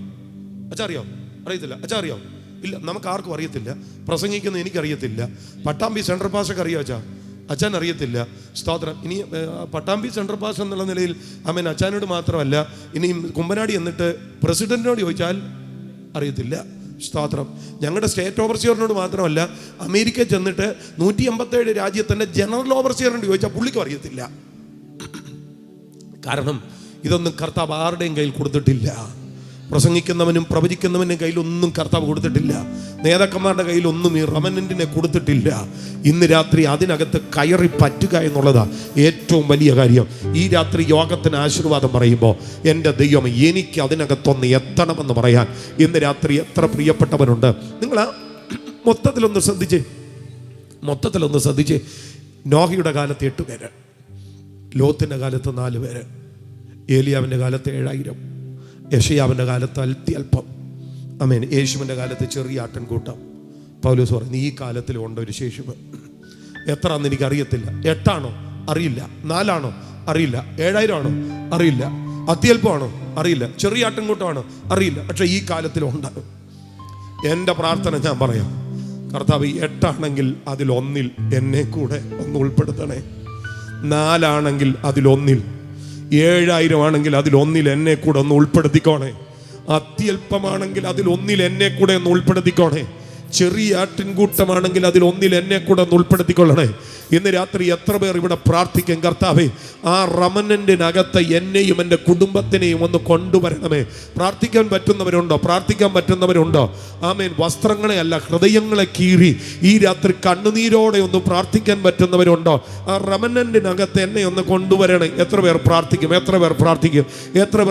യോഗം തീരുക. എത്ര പേർ ഇന്ന് രാത്രി പ്രാർത്ഥിക്കും? ഇടത്തും വലത്തും മുൻപിലും പിൻപിലും ഒന്നും നോക്കാതെ ഈ രാത്രി കാറിന് വേണ്ടി അല്ല പ്രാർത്ഥിക്കുന്നത്, അത് വന്നോളും. വീടിന് വേണ്ടി അല്ല പ്രാർത്ഥിക്കുന്നത്, അത് ദൈവം തരും. ഈ രാത്രി എന്നെ ഒരു റമനന്റ് ആക്കണേ ദൈവമേ, ഈ രാത്രി ആത്മാവിലൊന്ന് പ്രാർത്ഥിരേ. ആ പ്രാർത്ഥിക്കുന്നവർ വേഗം ദൈവസന്നിധിയിൽ എഴുന്നേറ്റ് നിന്നാട്ടെ. അത്രത്തോളം ശബ്ദം ഉയർത്തി, എത്രത്തോളം ഹൃദയം തുറന്ന് ദൈവത്തോട് പറയാമോ അത്രത്തോളം ഹൃദയം തുറന്ന് ദൈവത്തോട് പറ. ഹല്ലേലൂയ, സ്തോത്രം. എന്നെ ഒരു ശേഷിപ്പാക്കണമേ. വായി തുറക്കെ. ഇതൊരു സാധാരണ രാത്രിയല്ല, ഇത് ദൈവത്തിന് വാക്ക് കൊടുക്കുന്ന രാത്രിയായി മാറട്ടെ. ദൈവത്തോട് ചിലത് പറയുന്ന രാത്രിയായി മാറട്ടെ. ഒരു വിവാഹ വേദിയിൽ സ്തോത്രം, ഒരു വധു ആമേൻ വരന്റെ മുഖത്ത് നോക്കി, വരൻ വധുവിന്റെ മുഖത്ത് നോക്കി സ്തോത്രം വാക്ക് കൊടുക്കുന്നത് പോലെ, പ്രതിജ്ഞ ചൊല്ലുന്നത് പോലെ ഈ രാത്രി കർത്താവിനോട് നോക്കി പറ, എന്നെ ഒരു റമനന്റ് ആക്കണേ. വേഗം പ്രാർത്ഥിരെ. വിശ്വസ്തയോടെ ഞാൻ നിന്നുകൊള്ളാം. കാഹളം ധ്വനിക്കുന്ന ദിവസം, കാഹളം ധ്വനിക്കുന്ന അളവിൽ ആമേൻ 1000 കോടി വാനഗോളങ്ങളെ താണ്ടി ഇവിടുന്ന് പോകുന്ന പൊക്കിൽ ഈ റമനന്റിൽ ഉൾപ്പെട്ട് ഞാനും അങ്ങോട്ട് പറന്നു വരത്തക്ക വിധത്തിൽ എന്നെ സഹായിക്കണേ. മണ്ണെ പ്രതി മാണിക്യം വെടിയാൻ ഇടവരരുതേ. ഈ രാത്രി ആ ശക്തിയേറിയ പ്രാർത്ഥന ഇവിടെ ഉയർന്നു നിൽക്കുമ്പോൾ തന്നെ ചില കെട്ടുകളെ ദൈവം പൊട്ടിക്കാൻ പോവുകയാണ്. ചിലരുടെ മേൽ അസാധാരണമായ പകർച്ചകളെ ദൈവം പകരാൻ പോവുകയാണ്. വ്യക്തിമായി ഉറക്കെ വിളിച്ചില്ലേ, യേശുവേ ദാവീദ് പുത്ര എന്നോട് കരുണ തോന്നണമേ എന്ന് വിളിച്ചില്ലേ? അതേ വിധത്തിൽ ഈ രാത്രി ഉറക്കെ വിളിക്ക യേശുവേ.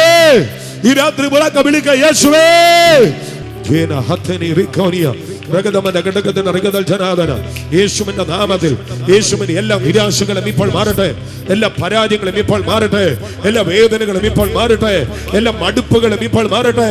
ശുശ്രൂഷയിൽ മടുത്ത്, ആത്മീക ജീവിതത്തിൽ മടുത്ത് പിന്നൊക്കെ തിരിഞ്ഞു നിൽക്കുന്ന ചിലരുടെ മേൽ നിന്ന് ആ മടുപ്പിന്റെ കെട്ടിന് ഈ രാത്രി സ്വർഗം എടുത്ത് മാറ്റുന്നു.